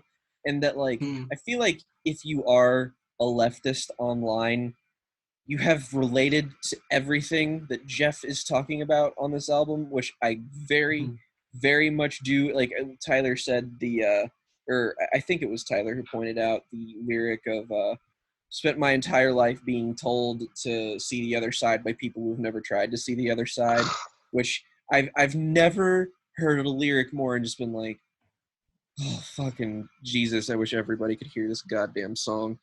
But that's definitely it. And I just, there is an immediacy and urgency to the record that I admire that captures a lot about the moment that we are in, that like songs like To Be a Ghost on Worry really captured in this sense of like, you know, Jeff being the disaffected leftist anarchist that he is, just really expressing this very, very pure distaste for the modern world and the way it is structured. And he does it in a way that I think that nobody else is currently doing. I think that his songwriting is idiosyncratic, but never, ever quite unrelatable, which I think is the key to success. And while I do think the album is more one note than Worry, but it also is more intense than Worry, and it just keeps that momentum for a slightly longer duration, which is why I have a bit of respect for it. And I think I do think it is an improvement over Post, which was his last record, which was a good album that just unfortunately had to follow off the success of Worry, which is just better fucking album in every way. And when you make an album that good, it's hard not to make an album that is less good, even if it's still want to jump quality. to the defense of Post, though, real quick, because even though it is a weaker it's a good album than these two, it's got some of his best songs on it, and I think it does have a lot of really great songwriting. I should make a quick statement that I'm approaching this from the perspective of this being the first Jeff Rosenstock album. Oh wow! Go listen to Worry, dude. Yeah, Worry is really, really great. I have been convinced. If you don't rock up next week, and when we're talking about albums we listen to in the week, you don't say I listened to Worry by Jeff Rosenstock. No, I was planning on it. Saoirse will fly to the state filled with corn and beat your ass. Nebraska has corn, right? Yeah, that's what the band that made do you have children? Do you have children in the corn? That's where that is set. That's where that movie is set. So that's true. It's a bad movie, but yeah. Anyway, No Dream is very, very good, and I like it. All right, ratings time. Let's do it. Rating time. Just before we go into ratings, I just want to finish with one thought, if that's okay. No, you're not allowed on this podcast. And it, Nope. as an artist who also critiques, as a filmmaker who's a film journalist, as a musician who does this podcast, Oh, no.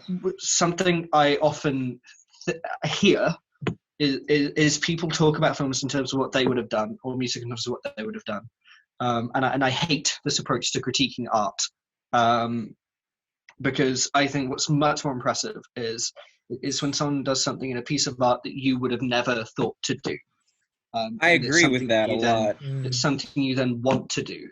Oh my god, preach. And what I would say about No Dream is, now I've listened to it like 3 times, is I want to make an album like No Dream someday. And that's kind of the highest praise I can give it, I think. That's true. Mm. And on that Right. note, Saoirse, why don't you go ahead and tell us what your favorite 3 tracks are and what you would rate this album out of 10? Right. Let me find the bookmark. What did I say? My favorite 3 songs. Number 1, Old Crap. Number 2, Scram. Number 3, No Dream. And my least favorite song was Monday at the Beach. And I would give it a 9. At the beach. That's a good... I mean, it's like it's a fine like imitation of Weezer imitating the Beach Boys, but that's all it is. Now let's go to August, who But finally did you gets rate to it- give a positive did you review. rate it I rated of the it at- album. I rated it a 9. Oh, Yeah. a 9. He Okay. gave it a 9. Give it a 9. What is August going to give it? Anyways, I would say favorite tracks. I'm going to mention Leave It in the Sun, which we didn't really get into, but I Good think song. that's Good such a song. fantastic song. Probably my favorite because it just feels so nostalgic and yet current in the moment. Love it. Star, Star, Star, B&B would be another favorite. And I'd also include State Line. Yes. Least Nice. favorite, that's tough. I want to say Honeymoon Ashtray because of the placement, but it's not a bad song. So, Better not. I guess. I mean, look, the whole album was too short, so. Yeah, I guess I'll go with that because why not? Fair enough. It's still a good song, and I would give this album an 8 out of 10. Nice. Oh my god. That's astonishing. It's quite We quite have something I was hit very the good on. peak. Now I won't- And now don't expect another 8 for like another 10 weeks. This is all you get. Who was scatting? I'm doing Final Fantasy. Jake, just give your fucking rating. Jesus Christ. I was like, I want to get out of here. I got shit to do. I'm No, hungry Tyler's already. just like, don't even give me your favorite songs. Give me the Just rating. rate it. Piccadilly whore. Number. Okay. Hey, Jake, what are your 3 favorite songs on my the album? I'm Favorite curious. songs on the album are Ohio Turnpike, and Scram, and State Line. And love to if I see had to rate the album, I would give it. Wait, what's your least favorite, boy? Oh, my Yeah. least favorite, probably "The Beauty of Breathing." Still a good song. No, that's the thing. Even the but- bad songs on this album. Yeah, are still good. exactly. They're And I decent, would give but it elite. a decent 8 out of 10. Wow. Good stuff. Tyler. Morgan. No, I'll go last. Tyler, Going- Morgan, Tyler. We'll Rock, go paper, around. scissors. Okay. for it. What's the most you've ever lost on a coin toss? Let me find my Uh, coin, then we can see. My rating for Bruh. this album. Yeah. 3 fave tracks would be I thought you were Ohio about to say Turn- 3 out of 10. Wouldn't match up with anything I said, but Yeah, wild you're card. like, it's a fine album. 2. My August. Anyway, favorite tracks are Ohio Turnpike, State Line, and Old Crap. And probably my least favorite is Scram, which is not a bad song. It's just not for me. I like the Morgan lyrics. saying it's not a bad song with such contempt. Because I'm looking at Jake's face and I see Get the out of visible my contempt. home! Get out! Visible confusion. It's Oh Lord. not a bad song. The lyrics are quite good and they're very I hate insightful. And the instrumental is grating. As Doing my your best number, Hector boy? Salamanca. out of 10, decent 6. Nice. I'll I take look it. forward to never having to talk about this again. Because I'll Wow. drive to your house and break your Literally, legs. me I with wonder- Freddie Gibbs. That's how I felt. I literally. Alright. Yeah, I wonder Tyler- why I'm not looking forward to never All talking right, about it. Tyler Rosenstock, what is your opinion of Jeff Atkinson's new record? Sorry, that's a fucking upsetting thought. I have a lot of questions. If this dude was called Jeff Atkinson and released the same album, I would be giving it a 5 out of 10 because of the name alone. No, I'm kidding. So my 3 favorite tracks are No Dream, Star Star Star B&B, and Ohio Tipka. And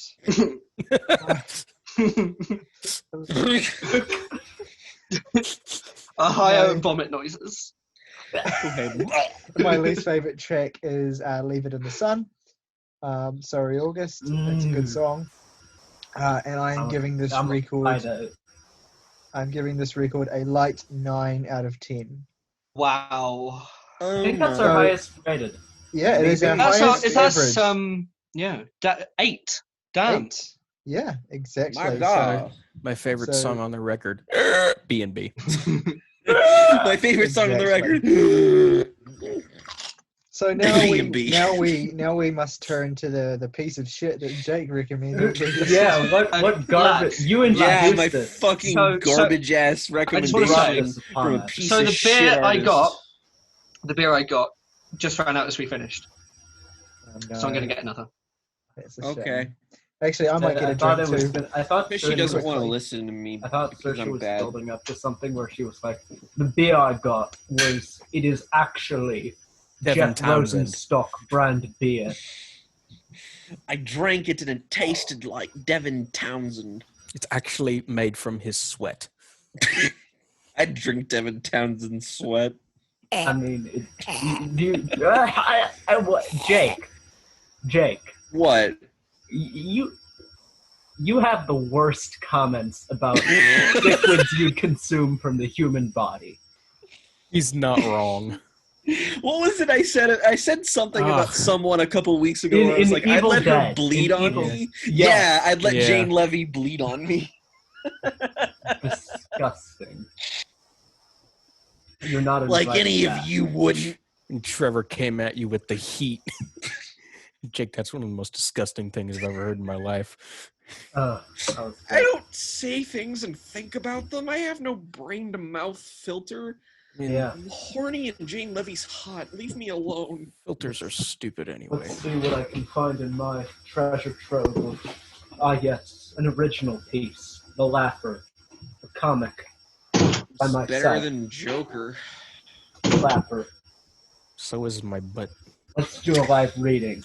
Your butt is better than a lot of movies, Morgan. Do not sell your butt short. Mike Hawk, It's okay. born on an overcast Sunday, one day decided to be funny. Quote Mike Hawk, "I am laugh." An observer Who? says, "Not funny." Yeah, Not that's funny. right. That's right. Cry about it. Bang. I'll show you this page. Okay, so oh my God, Tyler, I have those same chips. He shoots him down with his big dick. He like fires a Big bullet dick. from his dick and kills Yep. this guy. August, That's- this is the most dedicated shit post I've ever seen in my life. No. What would you think it expect isn't? It from goes August? on for like 4 more pages. I mean, have you ever even shown anyone this? Yes, I have. I made this Okay. at a friend's birthday I'm party. going to make myself bald to be And Devin she loved Townsend. it. She was let me You're gonna see, make like- yourself bald for Devin Townsend. Yes. Yeah, we've got. Honey, this it's 8 page. a.m. Time to make yourself board for Devin Townsend. Yes, honey. Yes, This honey. page is about God killing him. God kills our main character on this page. God loves On this man. page, My he question gets- is, are you using God are you damn it. using the interludes where I've gone to get beer between albums? Yep. on this Yep. page, I can't Yep. show it. Oh, because I it's keep some recording, but I sexual presume Jake will cut it activity. out because no one wants to Oh, listen I to this. absolutely will not. I'm a man of my word. On this page, it turns out our protagonist is There a does gay seem man. to be the ethos of this podcast, which is we will include all of the dead air, all of On it. this page, he dies, and the comic ends. It's a 6-page comic. Please email me at idon'tgivashit@gmail.com. So today we're reviewing Glacier Flower 20 by Glacier Flower. Yeah, actually, we might do that. We could do that. Yeah, next why not? time. I get better Hey, go than on. Jeff Rosenstock. We could not do it now because I have not Eat listened your to it yet. fucking eyes, Morgan. So- What? this You don't album like my begins- music now, Jake Anderson of? He So said this album begins with some Japanese music, which I found highly offensive and culturally appropriate. Right.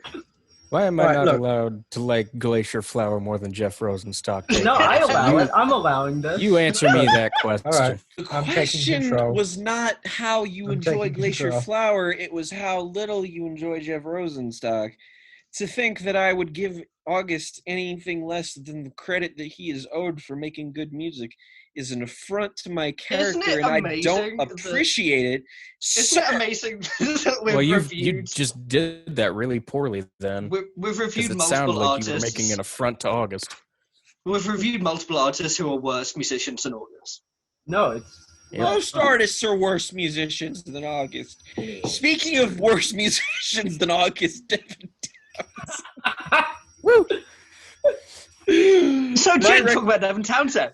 my recommended album this week was Hang a on, project hang on. by a Hang on, stop. We have to restart that because we're cutting this shit out, so that segue is not going to make any sense. I'm not cutting it. So, look, now we turn to Jake, whose recommended record this week is "Addicted" by the Devin Townsend Project. Jake, do you want to introduce the record? Yes. Well, you Devin introduced Townsend it. is an acclaimed progressive metal artist who has forayed into many different genres under many different titles. He is best known through his band that is industrial progressive death metal, Strapping Young Lad. And Strapping Young Lad has a great discography, and we should probably do a B-sides episode on them, by the by. But he has many projects under his other band names, which is the Devin Townsend Project, the Devin Townsend Band, Devin Townsend, The Casualties of fucking Cool, Devin Townsend fiasco or whatever. the Devin Townsend Incident of 2013. The Devin Townsend moment. Devin Townsend Annual Jamboree. He would make, honestly, Devin is such an eclectic and strange artist. He made a concept album about an alien who wants coffee. So, yeah, that's really not outside of his No, wheelhouse. it isn't. No, that's But a good album, Addicted by the way. here, the album we're Devin talking Townsend about, and the Sleeping Souls. Devin Townsend's album project, Addicted, the album we're Dick talking about. In my ass. Yes. Didn't like- Addicted is is one of his more accessible releases because it abandons his heavier tendencies and goes for more of a pop metal vibe, but distinctly something that is still progressive metal that occasionally blends his sort of new age music influences that you would find on something like Ghost and sort of the sound on occasion. And Addicted, I think, is a good album to get people into his music because it is a nice sample of the kind of energy he has, even though it is not nearly as heavy as his other works, as I'm sure people familiar with his work would say, a la Tyler and Morgan, who are the most familiar with his other work. But Addicted is not exactly what I would consider top-tier Devin Townsend, but it is an album. It's kind of like his equivalent of the Mars Volta's Octahedron, in the sense that it is not his best work, but it is easily among his most accessible. And it's also one of his most consistently fun records to listen to because of the amount of hooks, the overall brevity of the album, the color of the production, and the incredible collaboration with the lead singer of the prog metal act The Gathering, Anneke von Giersbergen. I don't know her fucking name. Why are you laughing at me, slut? Because that was awful. You're awful. I know. Eat me. Her name Is that the Anna. person who does the female vocals on the album? Yes, her name is Annika. God, she's so good. She's so Yeah, good. She's very good. delightful. And Devin also has a fantastic voice. The most impressive thing about it is the fact that it sounds beautiful and melodious when contained, but that motherfucker can scream. I wish it was stronger in the mix. I think it's strong enough in most of the songs mixes, but I'm with you, Saoirse, but Thank you. if I had to relay my feelings on Addicted purely, I would say it is a very fun album. It is a very consistent listen. It does not contain too much sonic variation, but its catchy songwriting really elevates it among some of Devin's other work, and the collaboration with the lead singer of The Gathering is terrific, and they have wonderful vocal chemistry, and just they have very well realized tracks. It's just a very consistent, solid project that I don't really grow tired of because it is a lot of fun, and each individual song is a glorious thing to listen to. Who would like to pick up the slack and talk about this album that I have recommended? I'd like to hear what August thinks, actually. I'd like to hear what August thinks. August, Okay. how much did you hate it? I mean, based on this episode alone, I should be the one that hates it. Okay. You're the So one who gives it the highest rating. Yep. so this album, when I first got into it, the first three tracks actually, I was like, wow, the mixing is just piss. I cannot get a word out of what he's saying. But then, Kill Jake die. as it goes on, I think this album starts on kind of a weak note, and I think it slowly builds up, it picks up steam, and it is a very fun album. As Jake mentioned, it kind of feels Are like... you okay, Tyler? Are you all I right? just have to give August credit for having the most incomprehensible takes on every album. I think No, this album starts so strongly. No, I agree, Tyler. I think this If, album if anything, it starts- gets weaker as it goes along. I but think it gets better because I think the pop metal flavorings on this Um, album. August, the first half of D-Loust isn't as good as the second. It isn't. Do The you second know, half I've is noticed better. Hey, I've I'm just- noticed this phenomena where filmmakers who've made really amazing but like unusual films have just the worst takes in history. And it's because they see the medium differently, I suppose, which is what enabled them to make really out there. Well, media. August is the most prolific musician of us all. And he makes Yeah. incredibly good music that is out there, you know. That's true. I'm just glad I'm not the one being roasted right now. No, I mean, August Roast Volume 3. God. And I like this album, and I'm still getting roasted for this. Like, look, I just find it funny. That's all, because it's very No, consistent. Isn't funny how it happens? okay, so point is, I really love I think, Devin's singing is just so beautiful. He's got this voice that is just creamy. It melts in your ear. That's a good way to put it. Until it explodes, often in the Until it same song. explodes. Then it makes the skin on your flesh melt. And it is something where I really like a lot of the instrumental hooks on this album. A lot of Devin's choruses on this album are like on E-Ah as a particular note of like this really catchy, fantastic chorus. E-Ah, E-Ah, ah! August, do you have a small jet engine in your room? I No, it's August said my room goes brrr. It does. no, it's my computer that's on this Okay. cooling unit. I can turn down the high frequency sound volume. Yeah, it's a good plan. Oh, you just ruined my joke.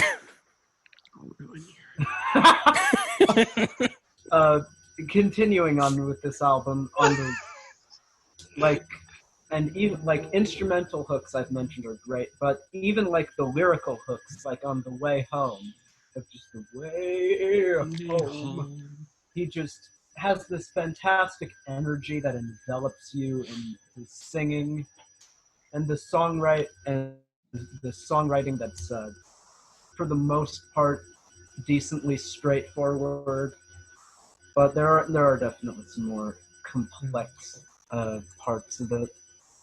Let's see. Yeah. I'm just looking for the track list. That's I kind of think what I this is like a about it. very Is it's very simple, but it's also just so technically proficient that it doesn't matter that it's more simple than his other stuff. Yeah, no, it's simplistic, but there's also just this good amount of technical skill there. Always. Love performances all around. Both singers on this album are just so passionate and investing. Good album. I Yay! can't think of much else to say unless my mind. I have a point to make before the next person comes on, just to color your opinion of this album. This is a bit of trivia. Guess what album influenced this album sonically and production-wise? I know I'm going to be both surprised and less surprised than I think I'll be. What? No, you're just going to be surprised because it's Nickelback's Dark Horse. Amazing. That is something Devin said. I'm not fucking kidding. That's so funny. This big cotton candy progressive metal record was influenced by Nickelback. It's a good way to describe it, August. Cotton candy progressive metal is the best. Yeah, that is beautiful, honestly. It's a very sweet sounding record. The one band that I love that it reminded me of at points, actually, I don't know if any of you guys are fans, is Mew. They're a Scandinavian hard rock, well, not hard rock, they're a Scandinavian rock band, but they play very kind of sweet sounding but incredibly aggressive rock music, very much in the vein of this album. I think that Jake, you'd really enjoy their stuff. What are they called? Mew, M-E-W, like the Pokemon. Oh, okay. I like Pokemon. Like the noise cats make. Oh no, cats go meow. Why was that so As funny? evidence by actually but my yeah. cat fell asleep, so she's not. This specifically reminds me of the Mew album and the Glass-Handed Kites, which is their most famous record. I think it came out before this one, so I wouldn't be surprised if it influenced it. But Wow, anyway, they have a really solid discography from the looks of it. Yeah, they're a beloved band. They're really great. They're basically like Sigur Rós if they did power pop instead of post-rock, basically. That sounds fucking rad. But anyway, I digress. I'm getting off track. Yeah, I really love this record. Having approached this from the lens of having followed Devin's career in sequence up to this point, it is definitely one of his more straightforward records. I can see why Jake recommended it. Although I will say that I think it would have been even more fun to discuss Siltoid the Omniscient, but you never know, maybe one day. This is still a really good record. The riffs, as ever, sound really, really massive here. I love that. I think the title track is one of, if not the best song on the record. It opens the track really, really well. The addition of the female vocalist marks a shift from Devin's previous work and adds a lot to the atmosphere and the mood of the record. I think his vocal performance and lyricism is, I feel, especially clear and easy to understand here. There's a lot of refrains, of course, the stay away from me pornography line, but also like the repeated variations. Stay away from me pornography. That's a very catchy. That's very much an Xbox is a god to me type Yeah, line. yeah. My Xbox is a god to me. Okay, Yeah, boomer. Anyway, Yeah. I do like I hope all of our album recommended segments are as chaotic good as this one. Yes. I do like the repeated variations on the "we're addicted to our pain," "you're addicted to your Yep. pain," "I'm addicted to my pain" sort of thing. Like lyrical theme of the song, I think is really potent. It's I think generally this is just generally one of his more accessible tracks in general, so which is why I think it's a great opener and a great intro to his sound. I like the way the vocals get a little bit more distorted towards the end of the song as well. I think is a nice touch. Universe in a Ball continues the breathless pace of that song really nicely. What a good fucking song. Yeah, Bend It Like Universe in a Ball. Bend It Like Bender. Can we just like acknowledge that song for a minute? The It's poppiest so good. song Mate. That's ever written. the key part of my criticism on this album when I get to it is that song. So Drive okay. to brick and kill you. Bend It Like Bender into Super Crush into Hyperdrive is just an incredible 3-track run, I think. Hyperdrive. Yeah. Hyperdrive is the best song on Ziltoid that is somehow made better on here. Yeah, it's a very good point. Well made. Yeah, just I don't actually have a lot of variation in terms of the things I want to say like I have on the previous albums, but I do really enjoy. I love ER has grown on me quite a bit. The first time I listened to it, it was just instantly just one of the weaker tracks on the record because I just couldn't quite vibe with it. But then the second time I listened to the album, Yeah. give me a fucking minute. The second time I listened to the album, it clicked for me. It's a very. I mean, ER is one of the weaker soap operas as well. So. Wow. Just wow. Your mind. I'm disgusted. But anyway, I do want to say, ER is unashamedly a corny indie pop song, but that's not a bad thing. It's really. Devin is a corny motherfucker. It's filtered through a distinctly Devin lens, which I think is what makes it so compelling. Like it's definitely like it's definitely recognizably him. It's actually really pretty as well. Like it sounds really pretty. It's very sweet, and I just really enjoy listening to it now. I really, really like the booming riffs and intensity of the track Numbered. I really love that song. That's at a point where the female vocals come back into the record and they sound really, really good. And I really love the climax of this song. It's super intense. There's these wordless vocals that just kind of elevate the track to the stratosphere, and it's like amazingly huge sounding in a specific way that a lot of Devin's music hasn't been, even though it is obviously very huge sounding. It's just like the addition of the female vocals here makes it huge sounding in a different way, which I really like. And then the closing track Alone is just such a great fucking closer. Like I love the fact that it's an extended jam and it's just consistently compelling all the way throughout. The riffage is as good as it is on the whole record here. There's hooks all over this motherfucker. I love the extended outro of that song. Really, like, my only qualms with this record is that there are just some songs that I don't quite like on the same level as other songs. Like, I don't care as much for Resolve or The Way Home. I was going to say Resolve. But I mean, I can't specifically. I mean, Resolve has some really great drumming in it, so I don't think it's a bad song. Like each song on the album has a specific like thing that I love about it, even if I don't love the song as a whole. So yeah, like I want to cede the floor on this one to other people who might have more interesting thoughts than me, because just generally I like the record and I don't. Do you mind if I step in if that's all right? No, yeah. Yeah, go for it. Okay, so my one big note on this album, even though I like it, is I feel like this album would mean more to me if I'd have listened to it when I was really into Breaking Benjamin when I was 16. Fuck you.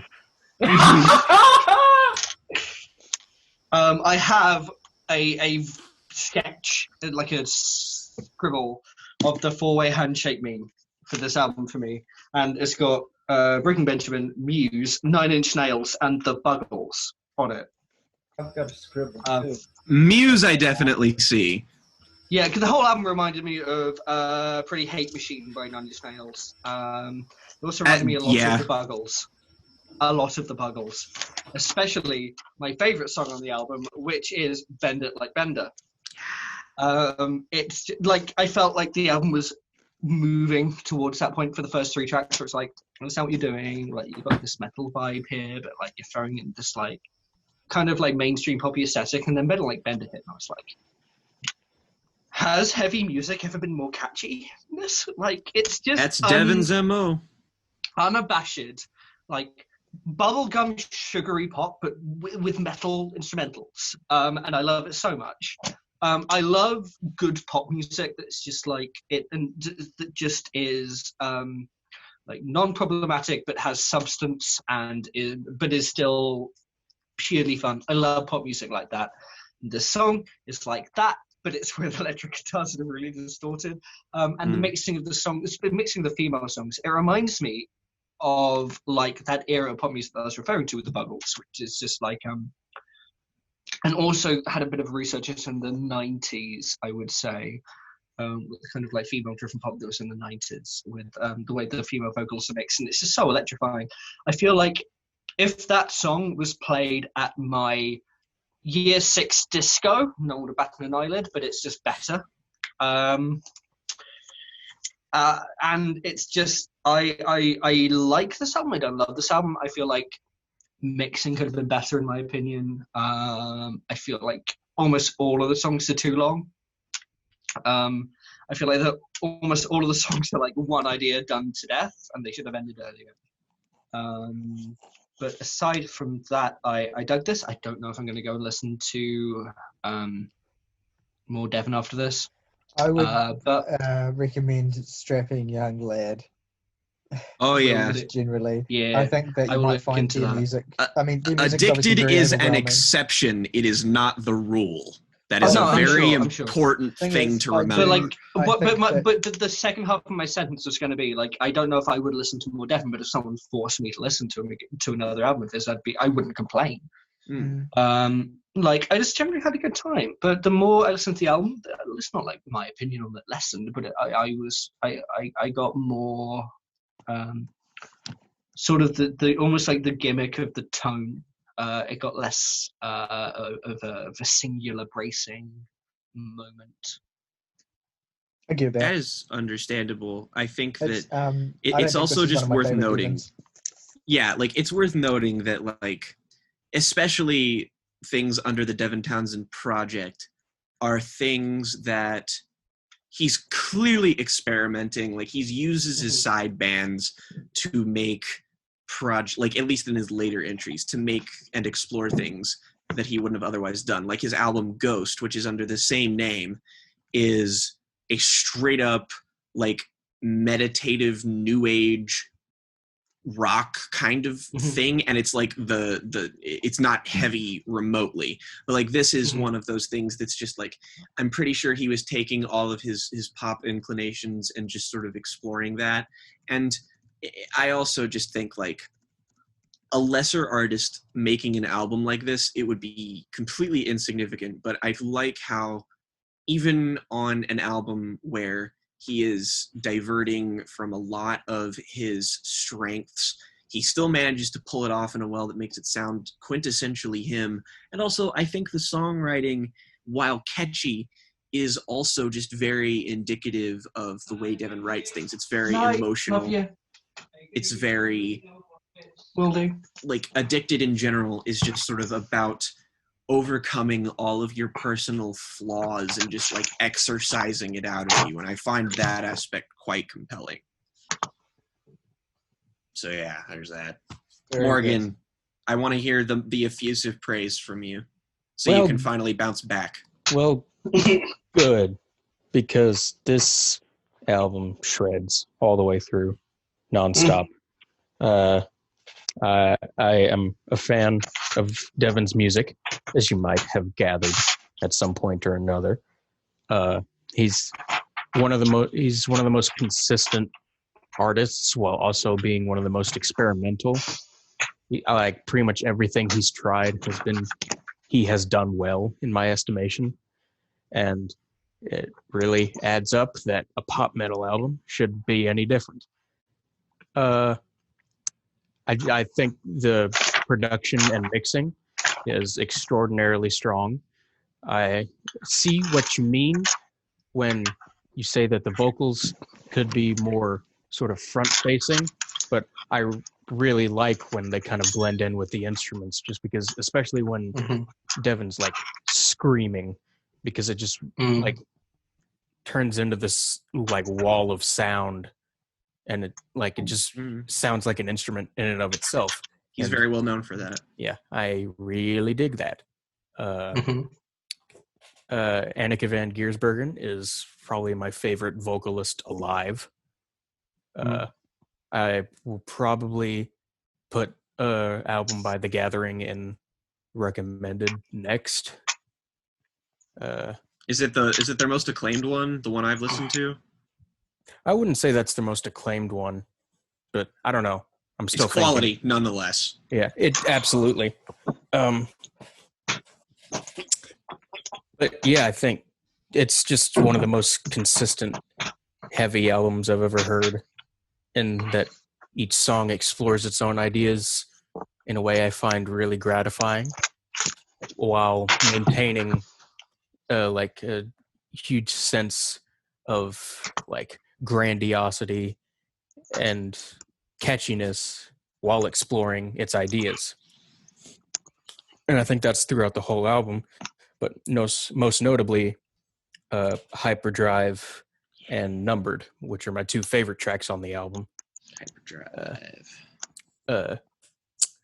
I've had several religious experiences with Numbered, especially with the vocal passage towards the end. It's I mean, it's just fantastic stuff. Like, I can't just go listen to it if you haven't. But the whole song is like that for me, and that's like probably top 3 Devin for me across his entire career. Whoa! Also, high bar. It's and especially taken in context of like he's flirted with doing a more sort of pop metal approach, particularly on Devin Townsend Band's Accelerated Evolution, which is also a great intro to Devin, but I don't think it's as strong as this album. In many ways, it's this album's lesser form. I would agree.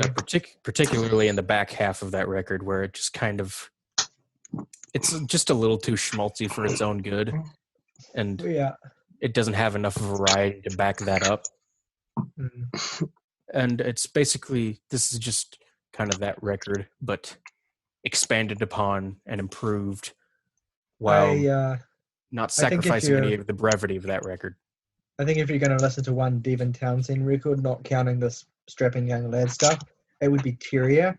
I think that's the one that I've heard. Another good place to start. That best encompasses like what he is best at, and him at the peak of his powers. From what I've heard so far, I haven't heard anything more recent than Addicted, so that could change. But yeah, I do think this is a kind of nice concentrated dose of Devin, like on a really, with like lots of good energy and like top tier songwriting, but that's kind of more proggy, more kind of long form in a way that I connect with a bit more. But yeah, anyway, that's just a digression. Yeah, I agree. You're still right. And like in ranking of his entire career, this is probably my 3rd favorite of his. It's not one of his most complex or rewarding, I would say, but it's one that, it's like one of those albums that, like, if I'm throwing in an earbud to listen to music, this is an album that I will play, you know? Yeah. Because I've just heard it so many times now, and I had a lot of fun memories made while casual listening to it. Yeah.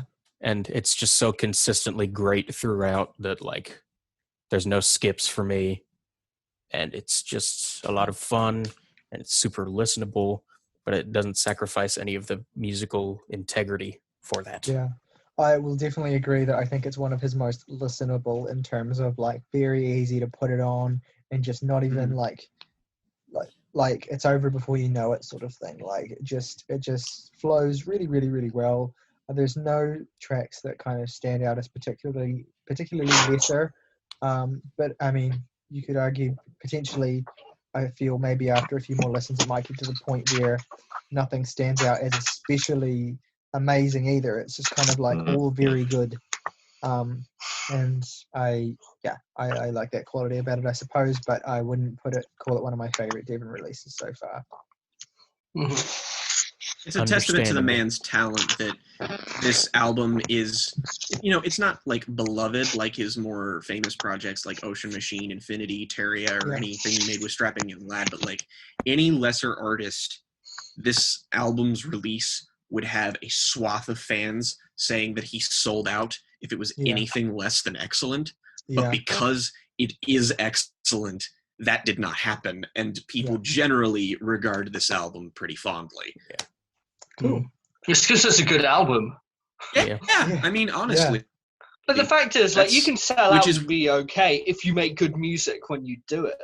Yeah, exactly. And this is like, I wouldn't even say that that's necessarily him doing this, because every flavor of progressive metal is not absolutely. going to It's be like the people who say that against because nobody fucking listens. It's like the people who say that Against We sold out with New Wave. They're idiots. But what are you going to do? No. First of all, thank you. I agree with that take. It's very strongly. The reason why you could never say that Devin sells out with this record is that it's so like emphatically like genuine. Like he's not like he's never like fake. He's never like puts on a facade. He's always like you always feel like you're listening to an authentic expression of who he is on every single record. I feel the same way about Against Me with their major label records, to be honest. Cool. Even with the Butch Vig production, like no band could sell out and be able to get a song like The Ocean on their record. Like it just wouldn't happen. All right. No, the least of New Wave's problems is that it's sold out. Yeah. Oof. Yeah, it's a good point. That might be covered one day. Though I will say, I want to add an addendum to this discussion, being that if you listen to Addicted and you even mildly like it, or hell, maybe if you're even indifferent on it, I highly, highly, highly suggest that you seek out his other work, because he is an artist that is so idiosyncratic. He has something for everybody. I would recommend the self-titled of Casualties of Cool, which is literally flawless. I fucking shit you not. Casualties of Cool is an Americana album that is filtered through like the sonic palette of a Silent Hill game. Devin himself described it as Johnny Cash songs from Beyond the Grave. Love it. So he's got projects like that, and that's one of my favorite albums of his, like, full stop. It's amazing. But he also has the Strapping Young Lad stuff, which is more industrial, more heavy, more fucking just, like, blast your face off. But he also has stuff that, like, if you really enjoy this, the first place you need to, or even mildly enjoy this, the first place you need to go to is Ocean Machine. Yep. Because it is heavier than Addicted. It is more personal. It's a bit grander of a project. It's more like it's just more in keeping with Devin's sensibilities, but it is not something that will overwhelm you like Strapping Young Lad might do. So I would suggest doing Ocean Machine. I would suggest Infinity. I would suggest Terria. Like just his more low-key records. And if you dig those even slightly, check out all of Strapping Young Lad's albums. They are all good, but I think the best place to start is either The New Black, which is one of their admittedly lesser records, but still sets you up for what their sound is, and City, which is his most acclaimed project just the world over, and then graduate to something like Alien, which will literally reduce you into a puddle of carbon material. I want to just say real quick on that note that Alien is the heaviest record I've ever heard, and probably the best heavy metal record I've ever heard. It fucking just like that shit is basically, you could say almost a lot of the same things you could say about Bedlam and Goliath. It's an album that just does not stop until if you dead. want like a challenge, if you want a challenge, then listen to that record. Like it will. And they're not particularly long either, like a lot of prog. Like City is less than 40 minutes and Alien doesn't exceed an hour. No. So Anyway, certainly won't be saying the vocal mixing is bad on that album. Oh my oh no, god. hell no. Yeah. But no, before we move on to the next section of us talking about this album, I would just like to say that we already have a pretty good rate of people listening to this podcast. So I would just say that if you have an opinion on album we are talking about in our recommended section specifically, tweet us, DM our Twitter account. We want to hear what you think. Yeah. Tweet, comment, any kind of feedback we appreciate and love. It's a good Yeah, one. we might Yeah, even cinema. read Hey. it out when we talk about that recommended album if it's intelligent. What a Yeah. great And if way it's to do dumb, it. we'll read it out to dunk on it. So Yes, precisely. Yeah, you'll have a better opinion than me. It's more likely comment to than you think. roast number 17. Hey, this isn't even like August's 50th worst take. It's true. Yeah. It's not even a bad take. You liked the album. Yeah. Yeah. No, I mean, It's- the thing is, it's corny as hell, but it embraces it in such a way where I'm like, Devin is very cheeky like that. Like, Strapping Young Lad is an exception just because that, like, it prioritizes aggression over anything else, even though Alien is very clearly a personal album about him struggling with the fact that he's going to become a father, which just sort of channels the anxiety of that listen. So it's the Eraserhead of death metal. I have Yes, literally yeah. described it in It's- those exact terms to people before, so yes. Yeah. I'm gonna find a way to work Eraserhead into every podcast we do because we talked No, about it last week. It is very much Devin lamenting the anxiety and responsibility of the fact that he's going to have a child. Yep. Hence the title, Alien. Get it? Very good. Mm. All right, shall we rate this album then? Yeah, let's do it. Let's do it. All right, I'll kick off this time. I think. Sure, Yeah. I don't think I bet you have. will. Do it. Yeah. Ha. Huh. Right. Huh. My three favorite tracks are really difficult to decide. Don't blame you. I'll say- Don't blame you. I'll say Addicted, Hyperdrive, and Numbered. And my least favorites, Resolve. And I will give this a 8 out of 10. Solid, I solid thought he take, would solid give it a take. 9 because that would be a Tyler thing to do. Well, you thought wrong, buddy boy. Buster. Tyler is the king of saying things that in any other person's mouth would bring as a completely neutral statement, but him, it sounds like he just shot you in the face with a sawed-off shotgun, Then and I love you shit. for it. Okay, if we're going reverse acronym, that's me. Yeah, next. let's do Yes. it. Let's do it. Hey, my favorite song is "Spend It Like Bender." It's Yeah. probably the only one of the album I'm going to re-listen to because it's just deliriously fun. I'm finding that actually about a lot of albums, about like Saturation 3 and Atrocity Exhibition. It's just like, it's the ones that just, even if they're demented, they're fun. I'm going to go back to them. My other two favorite tracks are probably Hyperdrive and Awake, I want to say. But then my least favorite is probably the title track, and I'll give it a 6.5. That's All right. good. That leaves us going to Morgan. Again, remove the So, synthesizer man himself. yeah, sure. I don't know what you're saying. Three favorite tracks are Numbered, Hyperdrive, and damn, this is hard. It's like picking children. Probably the title track. Least favorite is probably Resolve, but I still like that song a fair bit. Yeah. And not shocking anyone at this point, this gets full marks from me. 10 out of 10. That's my our, it's God. our first full marks. Is that the first time on the main first- podcast? Yeah. Yeah, we had full marks on the B-side, so this is our first 10 out of 10 on the main podcast. Yeah, this is our first time It's on not the a- it's not a new main release, episode. though. Well, shit. Dang. Still, Yeah, we haven't hey, given it a 10 to account release, but I Yeah, think that's yeah. not. Yeah. We've I given think it if it's you still are- only fair. two If or you were three to ask me 9.5. in- So. If you were to ask me in 5 years to give a rating to the Backwash album, it might well be a 10, so. Yeah. That is fair, but still. Word There has has to broken be the mold. room with Might as well be Backwash connected. to give a potentially higher rating depending on what she does next. Because I feel Yeah. like That's she a could. fair point. I feel like she could level the fuck up still. But anyway. Yeah, oh, Collaborate absolutely. with David Diggs. Yeah, Do it. If she Do Oh made, it. my god. If she made a 45-minute album, she could. There existed an addiction to backwash. Okay, so I guess. And it was me! I was addicted! It was me! That's what the Devin Townsend album actually refers to, an addiction to backwash. Yeah. It's actually Yeah. what the title is referring to. It was like predicted, you see. Yeah. Okay, so now I need. Devin's mind. Smooth brain. Smooth brain, Debbie. It's my turn. Me. Yay. August. Go, You my know- Finish child. this train wreck My of a son. segment.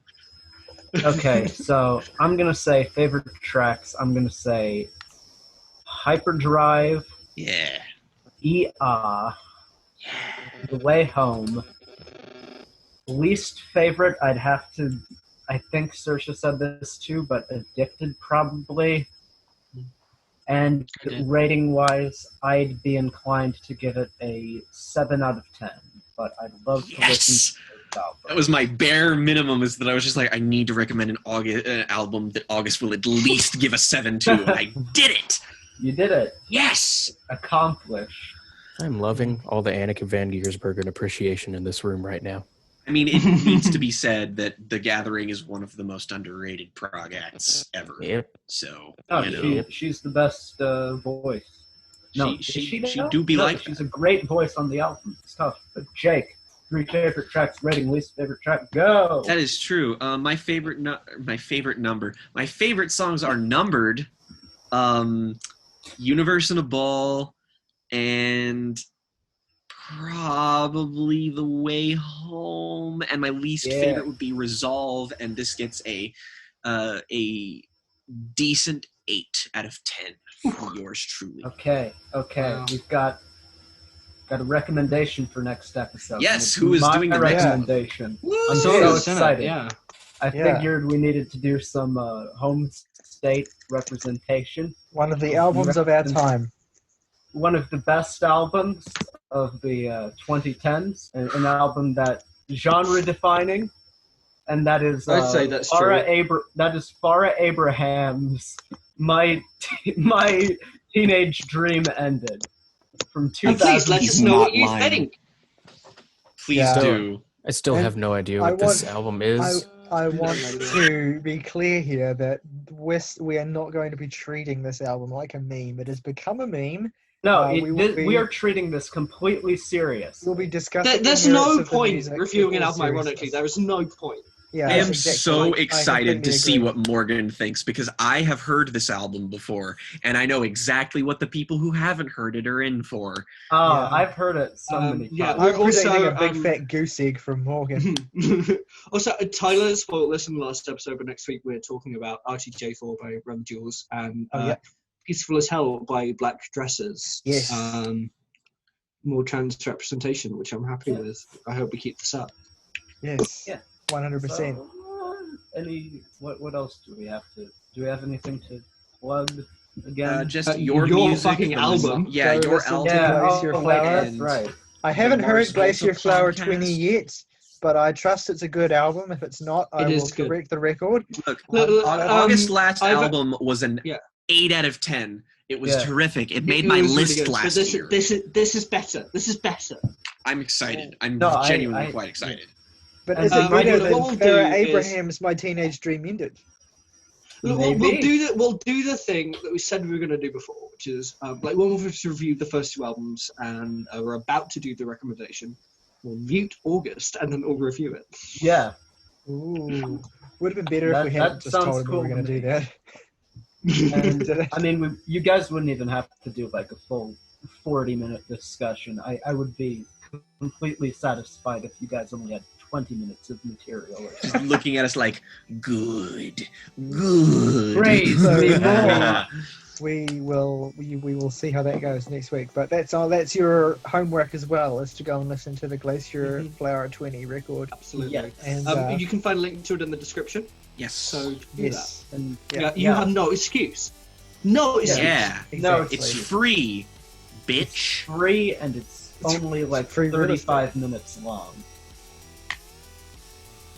That's Such convenient ideal considering people. Alfredo is 35 minutes long, Yeah, and you will so- spend your time better by listening to August music. So Yes, yes, you know I agree.